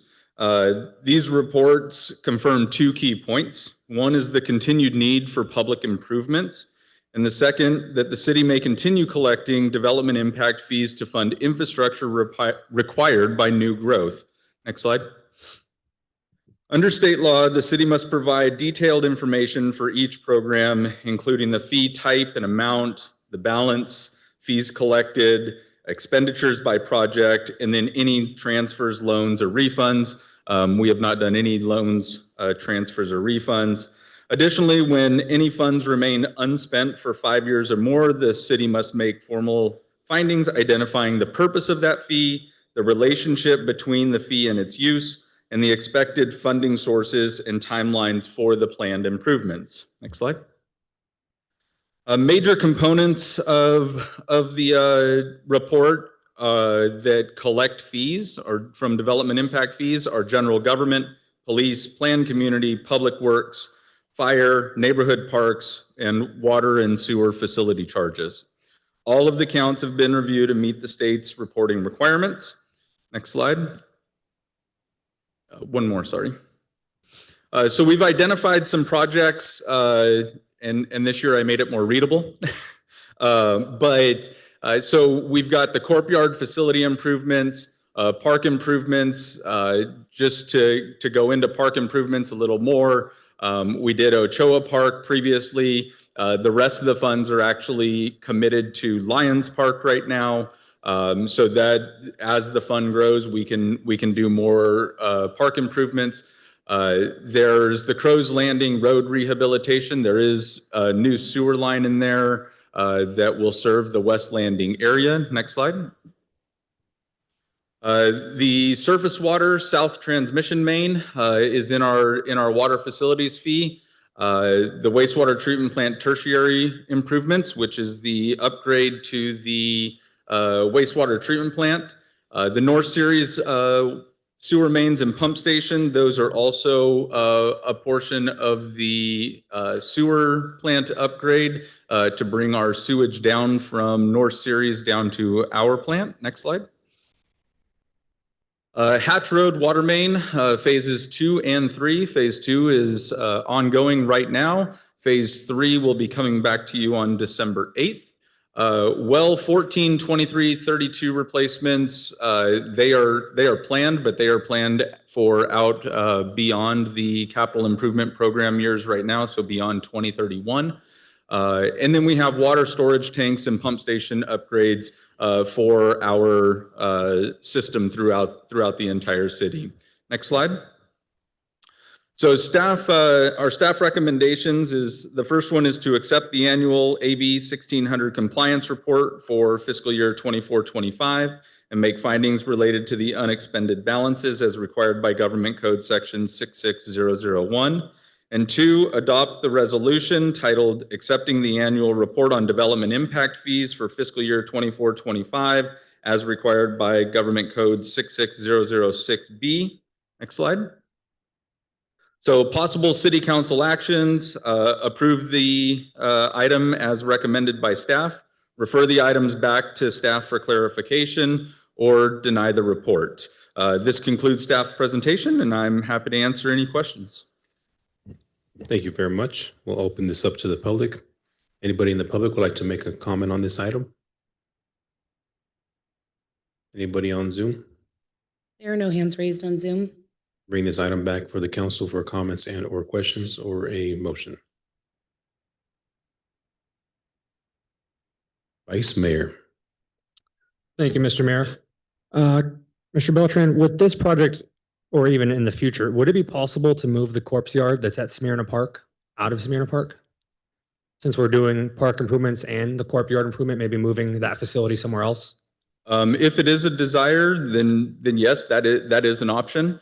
There's no planning currently in process for that, but if that's something in the future that would like to be looked at between Public Works, Engineering, and the council, that's if that recommendation is made, we're more than happy to look into it. Thank you. Any additional comments or questions? Looking for a motion. Make a motion to accept the compliance report for AB 1600 development fees for the fiscal year 24-25. Make the findings related to unexpected balances as required by California Government Code Section 66001. Second. Roll call. Councilmember Casey, Yes. Councilmember Vieira, Yes. Councilmember Otero, Yes. Vice Mayor Martinez, Aye. Mayor Lopez. Yes. Motion carries 5-0. Okay, and we will now go to recess. Thank you.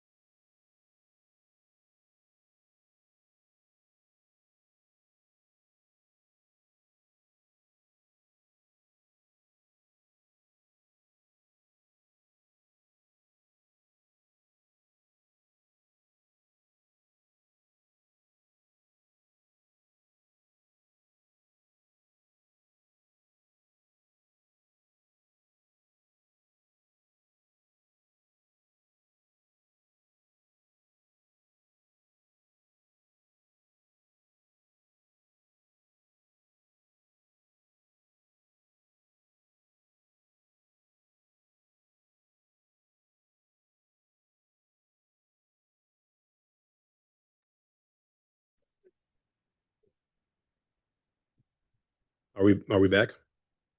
Okay. We're going to return back to item number 10.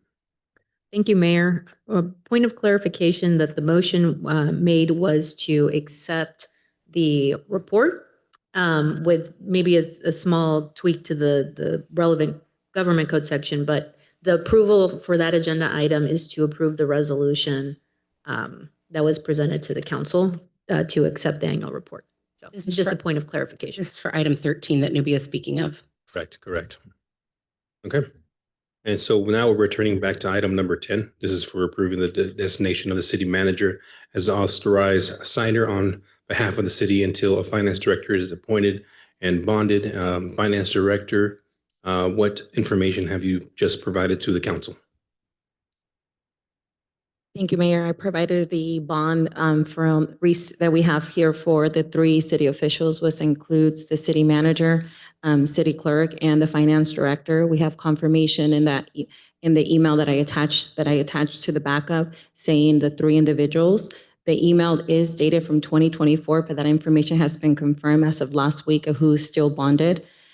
Because we were going back and forth asking for the timeline if we were to add additional positions into that bond. I also included the city manager's agreement originally approved December 11 of 2023. Section 10 does say that he'll be bonded. So that's also included. It's not the executed version, just because I pulled it from the web just for the time being, but that agreement was fully executed. Okay, thank you very much. I'll bring this item back to the council for any comments and questions. Councilwoman Otero. I just want to say thank you to Sonia for having to pull this. I'm sorry for the inconvenience that you had to go through this evening. It was something that we could have had on Friday or even today in the morning. So I appreciate you taking the time to go find this for us. You're welcome. Thank you. Vice Mayor. Thank you, Mr. Mayor. Sonia, I just want to say thank you as well. I appreciate you running an audible, running to your office and getting this for us and bringing copies for everybody. I still have a concern. Councilmember Vieira had mentioned that elected officials are also supposed to be bonded. I noticed that none of them are on that list, but I do feel great knowing that at least some of our city employees are. So maybe if we can get a list of what elected officials are bonded or who's supposed to be and if they need to get that done again.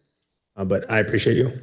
We will go ahead and work with our bond to get all the information for you guys. And just for a point of clarification, there is a list that does exist with the elected officials, and I'm on that list, correct? I believe so. I'm going to go ahead and work with our vendor that I attached to that email, to that stack of emails that I attached to you. You believe so? Okay, thank you very much. Mr. Casey, go ahead. Sure, the vice mayor really asked the question, but I have to ask again. If you're already on the list, why aren't you on this list? It just seems. That's my point of clarification. This list is strictly for city employees. That was not requested, so you didn't provide the list of the elected officials, correct? That's correct. That's just the clarification I received from the bond company just for the city employees. Just to verify that Doug was bonded. Correct. So the further the question, if I understood earlier, the mayor, the vice mayor, and the treasurer are the 3 elected officials that should be bonded? I cannot confirm about the vice mayor, but in the past, it has been the treasurer and myself. And as far as we know, you are bonded and the treasurer is bonded? Well, I think that's not on the item today for as far as the agenda is concerned, but that's a question and information that you should be receiving pretty soon. Well, Deb, I agree. It's not specifically what we're talking about, but it leads to the question of, I don't even know what to say. We asked for the people that were bonded, and thank you for doing all that work, but why aren't they on this list? That's all. I understand where you're coming from. Okay. Yeah, I do. Thank you. Appreciate it. Thank you. Serena Sotero, go ahead. Yeah, just since Sonia has to confirm if Mayor, if you are bonded, I think that's something we have to keep in mind when signing any checks until that's confirmed. All right, anybody looking for a motion? Open public. Go to public comment. Oh, my apologies. Let's go ahead and go to public comment. Anybody in the public would like to make a comment? That's fine. Either way. Okay, sir?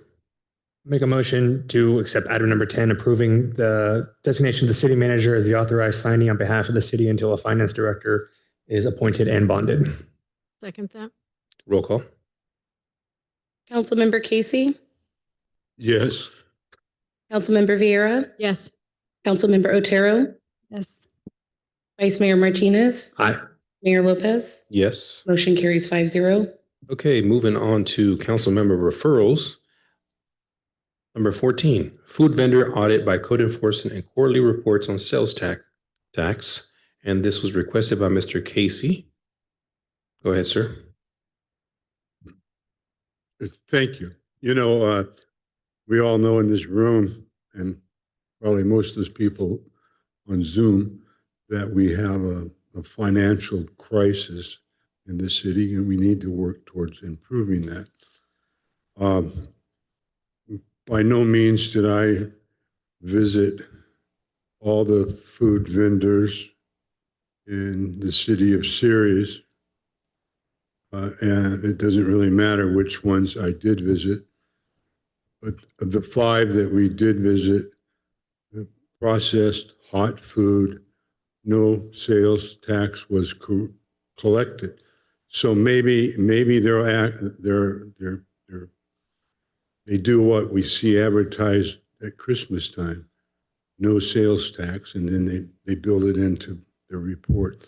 But the real question is, do all of the food vendors, mobile vendors, whatever their classification, has the city required a copy of the sales tax? That was really my question. And if it has, have we figured a way to protect the revenue that's collected in the city of Ceres, that it goes to the city of Ceres? Because right outside of, a restaurant, and we know there's plenty here in Ceres, those people have all kinds of other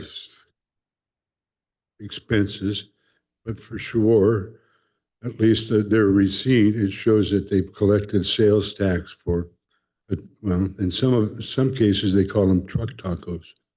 But I think it's just important that we figure out a way to make sure they're paying taxes, and if they're not, we probably should not let them do business in Ceres. Thank you, Mr. Would you like to answer that?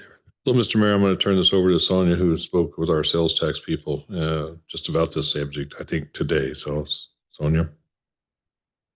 Thank you, Councilmember Casey. I did talk to our consultant who we work with for the tax auditing, and that information is available to them when it comes to the auditing. If there's any business that we believe they're not charging for sales tax, they can take a look at that business, but it is confidential information that cannot be shared or publicized on the tax collecting on those businesses. But we do have a report that we can provide to the council and post on our website that is not confidential, that gives trends for the city on the type of business where the sales tax is being collected. Thank you. I'm not sure what's confidential, but I have a small business here in Ceres, and we're required to post a resale license. And I think to start with this audit, the code enforcement, the police department, the parks department, somebody that has authority in this city of Ceres simply could go to the food vendor and ask for a copy of it. It's at least in my business, maybe it's different for them, but in my business, it's required to be posted. Thank you. Any follow-up on that, Sonia? I don't have a follow-up for that, Mr. Casey. Okay, thank you. We will now go to the public. Anybody in the public would like to make a comment on this item?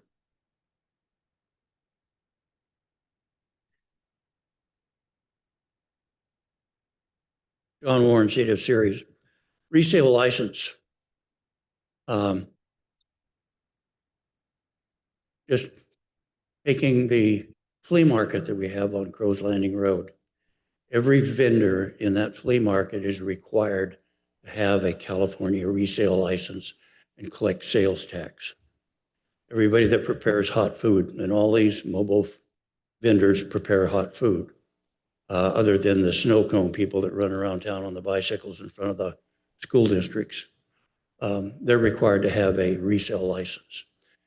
And my experience, when I had a small business, I had to have a resale license, and I had to have it posted when I did business. And I believe the city is remiss with our businesses, whether it's a mobile vendor that sells hot food, commonly referred to as a taco truck, when they make an application for a city business license, that application should have a space on it where they put down what their resale license number is and provide the city with a copy of their resale license. Now, it's not up to the city to make sure they pay their taxes, but it's up to the city to make sure they have all the proper licenses that they're supposed to have when they do business. And I think that's what we're looking at here, just that process alone. And then if it comes to the city's attention that they're not paying their taxes, then the information needs to be passed on to the State Franchise Tax Board, who then corrects that problem. Thank you. Thank you very much. Anybody else? Hands raised. There are no hands raised on Zoom. We'll bring this item back for comments, questions, and then consensus. Any comments or questions? I'm sorry. Sorry, I thought I had it pushed. I guess my question was, when we have the business application, and I haven't looked at the application for a while, but I know when I filed, I had to submit all of that information, and I was just wondering, are we still submitting all that information with the business license? I thought I had to, I know I thought I had to submit all of it, so that's why I was, okay, so it's already being collected? Yes, it is. Yeah. Vice Mayor. Thank you, Mr. Mayor. I'm not sure who I would direct this question to, but if this were to pass tonight, who would go and enforce this? Would it be code enforcement? Would it be Julian, you and your department? Who would go out and look for the sales tax and make sure everything is being collected? So the referral item that you're considering tonight is to authorize it to be agendized for future action. So hypothetically, if it's future agenda, who would be the enforcing agent in this? Whose department resources would we be expending? So all we would do is to verify that they have a seller's permit, that they have a business, that they're conducting the business. It is up to the individual retailer to report those taxes to the Franchise Tax Board. We don't regulate that. That is something that they do. I mean, we can provide the overall report that we get from our vendors that indicates what the sales that come in.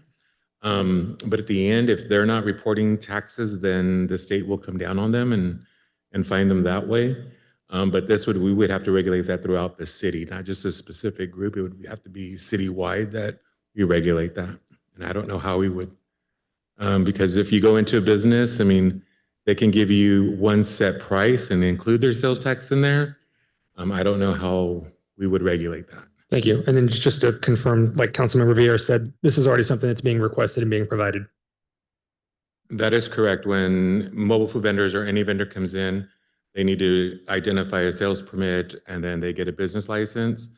If there's any other form of retail that they need the licensing from, all those are showed and produced up front. Thank you. Julian, I have a follow-up question. Have you in the past gone to businesses to double check, make sure they're updated on their license and or with your ability to check online? Yes. So you're already doing that? Yeah, so if we get a call from the community indicating that they want to check a status on a business license, we're able to verify if that license is valid or not. And that's the information that we'll give them. That includes all food vendors, that includes the flea market, everybody, right? Except for the flea market has its own conditional use permit. So they have to obtain that. I believe that if we ask for it, they're able to produce those. But everybody else that operates within the city, yes. So the flea market has a conditional use permit and we have to go based on those guidelines and. Correct. Okay, but you would check in to make sure they're doing that? Yes. Okay, thank you. Councilmember Otero? Thank you, Mayor. I was just going to say I'm interested in this referral coming back as a staff report. Mr. Casey? You have additional comments? No, I'm on. My question really goes back to Julian. Again, my business may be different, may have different rules, but it's a requirement that it be posted. So if I understand you correctly, the food vendor that has the unit at a parking lot, because I've never seen it posted.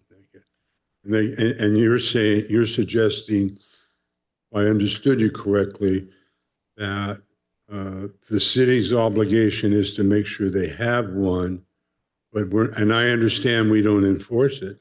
We don't enforce property tax. We don't enforce income tax. None of that stuff. So each mobile vendor should have their permit on the mobile unit. So the business license, sales permit, and the environmental resource permit. Is that what you're indicating? Yes, it should be posted on each of the trucks. Okay, and so we're going to go with ask for a consensus from left to right. No, Martinez. Yes. No for me. No for Rosalinda. Mr. Casey. Yes. 3 no's, 2 yeses. Moving on to item number 15. This is placing the city treasurer on the 2028 general municipal election ballot, and this is also requested by Mr. Casey. Yes, what I thought I said was to place a ballot issue on the 2026 election because our present treasurer has been elected to serve until 2028. So my intent was to put it before the people. Do we need to continue having a city treasurer beyond 2028? That was my intent. Thank you, Mr. Casey. We'll open this up to the public. Any members of the public that would like to make a comment or question? Any hands raised? There are no hands raised. I bring this item back for comments, questions, and then consensus. Any comments and questions? Any comments and questions? Rosalinda? Okay, we'll go with consensus to left to right. No? Yes? No for me? Rosalinda?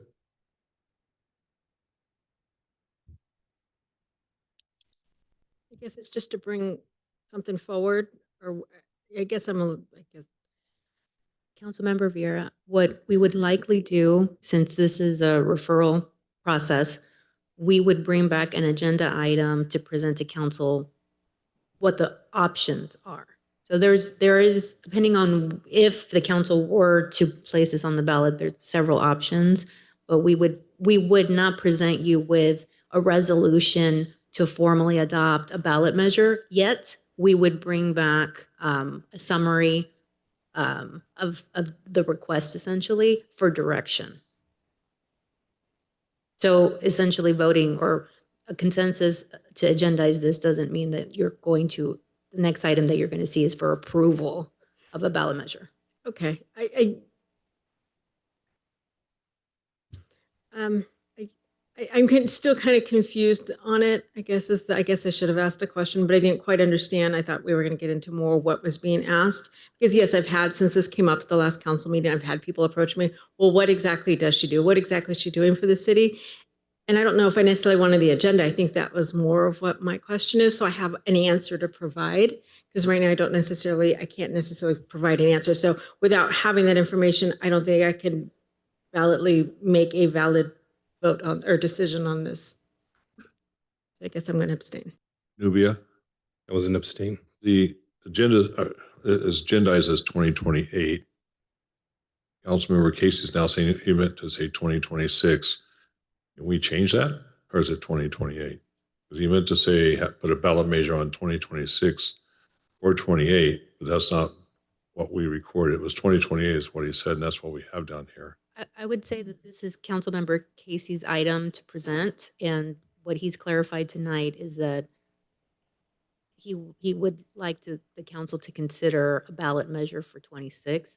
In either case, what would be coming before the council next would be, I think, a description of the treasurer, duties, historical information about the position, what the options look like for the next couple of elections. So that's essentially what would be the continuation of this item. Mr. Casey, was your consensus your yes? So if that's 2 yeses, 2 noes, and 1 abstain, this does not pass. No consensus. Okay, moving on to item number 16, conducting a forensic financial audit of the city of Ceres, and this is Councilmember Otero. Thank you, Mayor. So I am requesting for city staff to evaluate and present to the council the options to conduct a forensic financial audit. There has been lots of city turnover in the past several years, and due to these leadership changes, it is important to verify our fiscal integrity during these transitions. I think it's important to ensure there's not any financial discrepancies so that we can improve our current financial situation. Obviously, I don't know what the cost would be, which is why I'm asking city staff to evaluate and present to the council the options that we have. Thank you. Any comments or questions from the public? Seeing none. Oh, there we go. John Warren, City of Ceres. I think it's imperative that when you change financial directors, you have people leaving and people coming. If I was coming into a large city and accepting a job in a financial capacity such as that, I would want an audit to know where things were when I started and when the other person left. I just think that's good financial business. Thank you. Thank you very much. Anybody else? Anybody on Zoom? There are no hands raised. Okay, I have a question for the finance director. So the word that comes up here is forensic. In what capacity would trigger a forensic financial audit, in your opinion?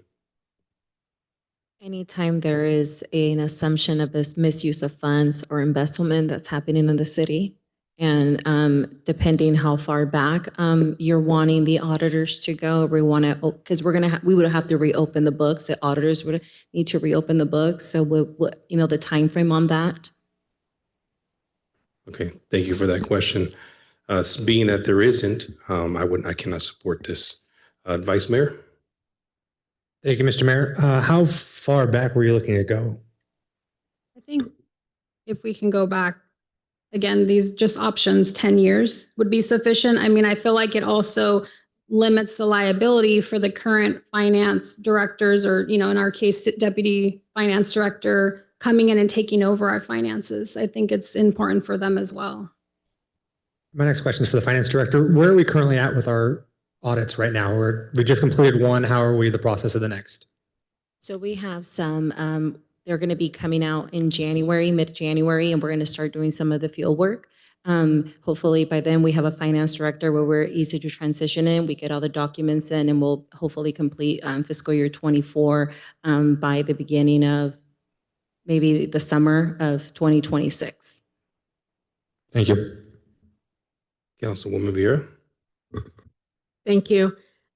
I guess a couple of questions on this. One, we've had, or up until what we approved up until last week, or last council meeting, sorry, we've had annual audits. Is that correct? That's correct. Okay. And you're currently balancing the checkbook, or it's being reconciled and everyone is overseeing and there's oversight on it currently? Correct. We have a consultant who's assisting us with the bank reconciliation, and we are up to October of 2024. Okay. And the one that's doing the audit right now is a third party. It's not an internal contractor, correct? That's correct. They're both a consultant doing the bank rec, and then we have an auditor. Okay. And based on the report that we approved last council meeting, I believe there was no issues other than it just not being timely, correct? Correct. That was a finding. Perfect. And we haven't had any audits that have come back with any findings other than just the delay. Just timely.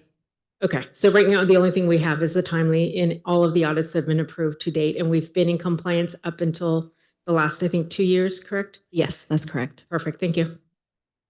Councilmember, excuse me, Councilmember Otero. Just for clarification, and Sonia could probably help me out with this. When it comes to financial forensic audit, it's a little deeper dive. I believe you mentioned it's not like our normal audits that you have to do every year required by state law or municipal code. So this is a deeper dive into our financial situation, correct? That is correct. Thank you. Mr. Casey. So are we presently doing a forensics audit? We're doing a financial audit. It is not a forensic audit. Help me, what's the difference? I'm sorry, what was that? Yeah. What's the difference, he asked? I mean, what's the difference? I mean, there's a physical audit, which is a fast through thing. Then there's the financial audit and then the forensic audit. What's the big difference? So we have to complete a financial audit every year. At the end of the fiscal year, we have to complete those. That's normal financial practice for any city. The forensic would be, like I explained earlier, in case of this misuse of public funds, if there's embezzlement, if there's some type of deeper dive we have to do and how far back we need to open the books. Thank you. Okay, unless there's any additional comments, I'll go for consensus from left to right. No? Yes. No for me? No? Yes. Okay, motion dies. Consensus dies. Okay, we're moving on to reports. I have no reports. Council members, Christmas tree. Okay. Oh, I'm sorry. I always do that. My apologies. New referrals, Vice Mayor. You don't? New referrals, Councilwoman. Okay. Thank you. Really quick. So I'd like for the council to get a review or a staff report on the difference of services between Govia Engineering and North Star Engineering. Since June, it appears we paid about $62,000. Tonight, actually, I asked the question about the payment for July. It looks like we paid them twice. And I just want further understanding. They're doing planning services for us. I just want to make sure this is cost effective compared to having staffing in-house, since we don't have a community development manager right now. And I'd like to get more detail on when we're making these payments to a contracted planner, we get a breakdown of the task and projects and the hourly rates that are billed on each invoice.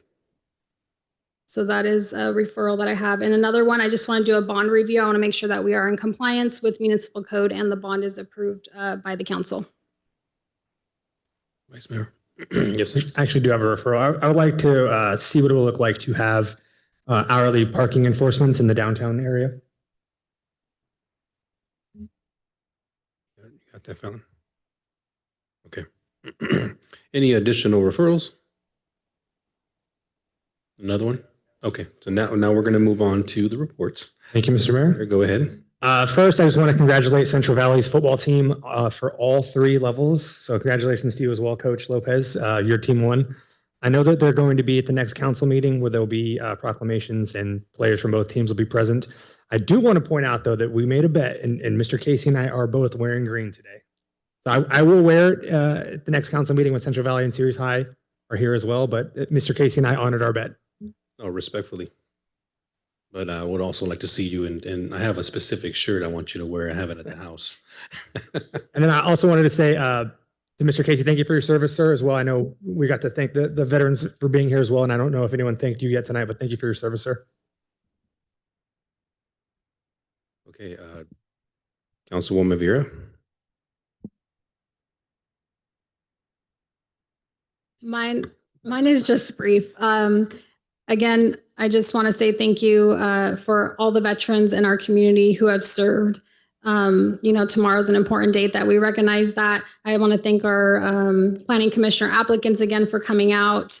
The Dia de los Muertos event was a lot of fun. It was a great turnout. They did a great job organizing that, and it was nice to see the community come together for that. Ceres Music Fest seemed to go really well, so I appreciate Doghouse for bringing that. We also had the pumpkin carving, a lot going on. The football game was great. It was a good time, and congratulations again to the Hawks. That's all I have. Councilwoman Vieira.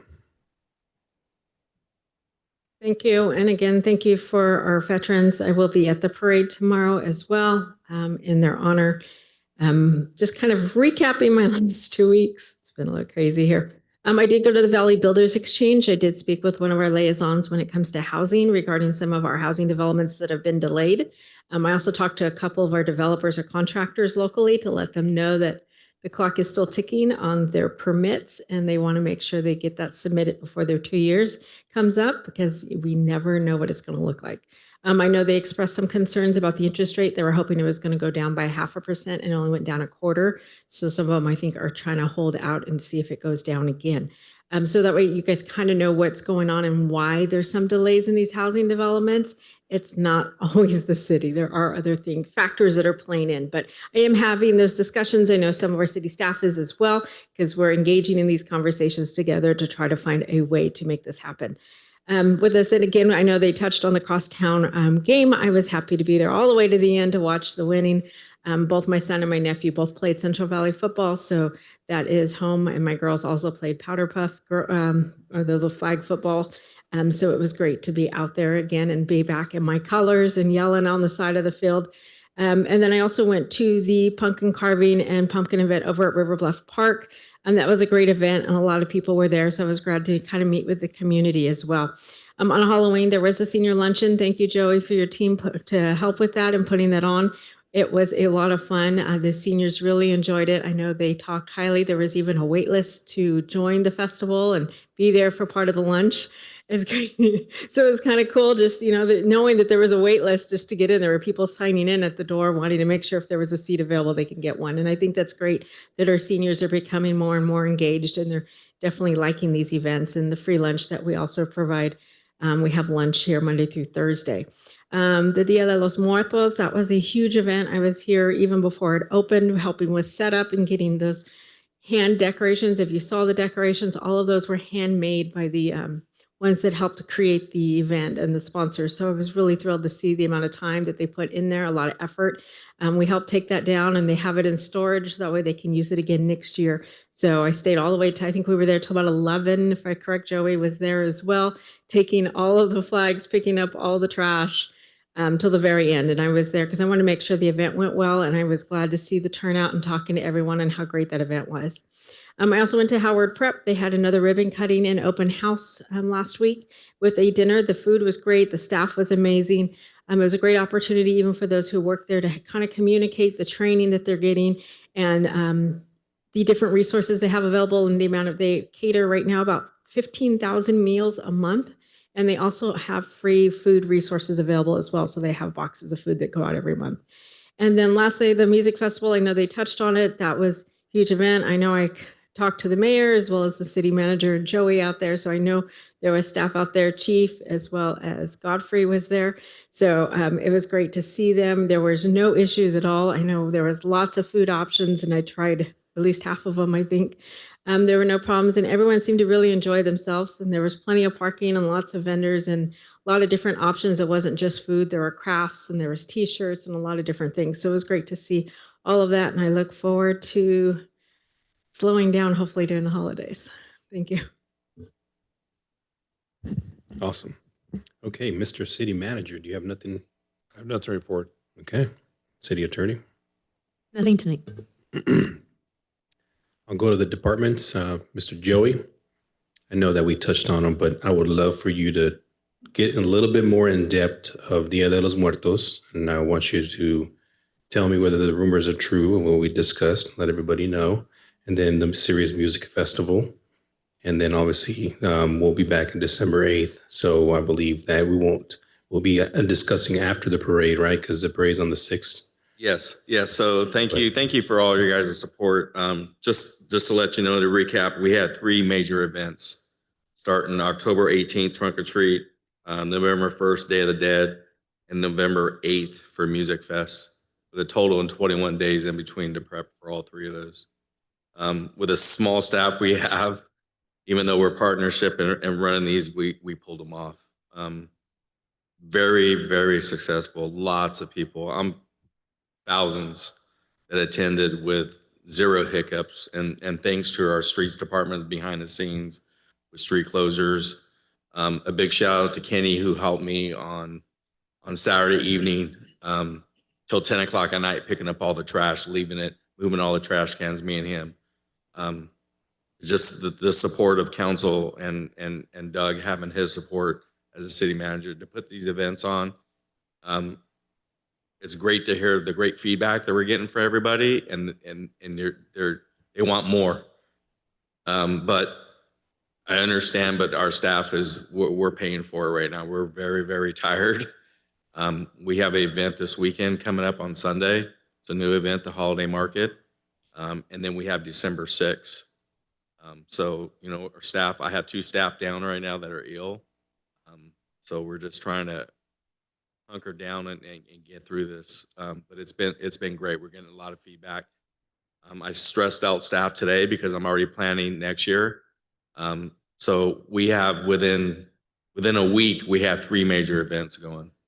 So the dates are going to be back to back to back just because the way it falls. So staff didn't want to hear that today, but I said we got a whole year to plan for it. So we're excited. So thank you guys. Actually, Councilwoman has a question. Text message here telling me to tell you happy birthday. Is the rumor is true that tomorrow's your birthday? Yeah. Yes. Happy birthday. I think we're going to take it to the next level. Let's sing Mr. Chavez. Sorry, this is what we do around here. On the count of 3, everybody. 1, 2, 3. Happy birthday to you. Happy birthday to you. Happy birthday, Chavez. Happy birthday to you. That's right. Got to cherish those birthdays. I'm telling you. Oh, okay. City manager turned 21 last week as well, but we're past that now. Next department. Nope. Nothing. Okay, a bunch of happy faces. All right. We will now go to closed session for Public Employee Performance Evaluation, California Government Code 54957. Title of is City Manager, in addition to the conference with legal counsel for existing litigation, California Government Code 54956.9. Name of the case is Rafid, won't pronounce that last name, and Tow One Company versus the City of Sirius, Stanislaus County Superior Court, case number 24005948. Is there anyone in the public that would like to speak regarding this closed session item? See not. Thank you very much, everybody. God bless you and have a wonderful evening. This meeting is adjourned.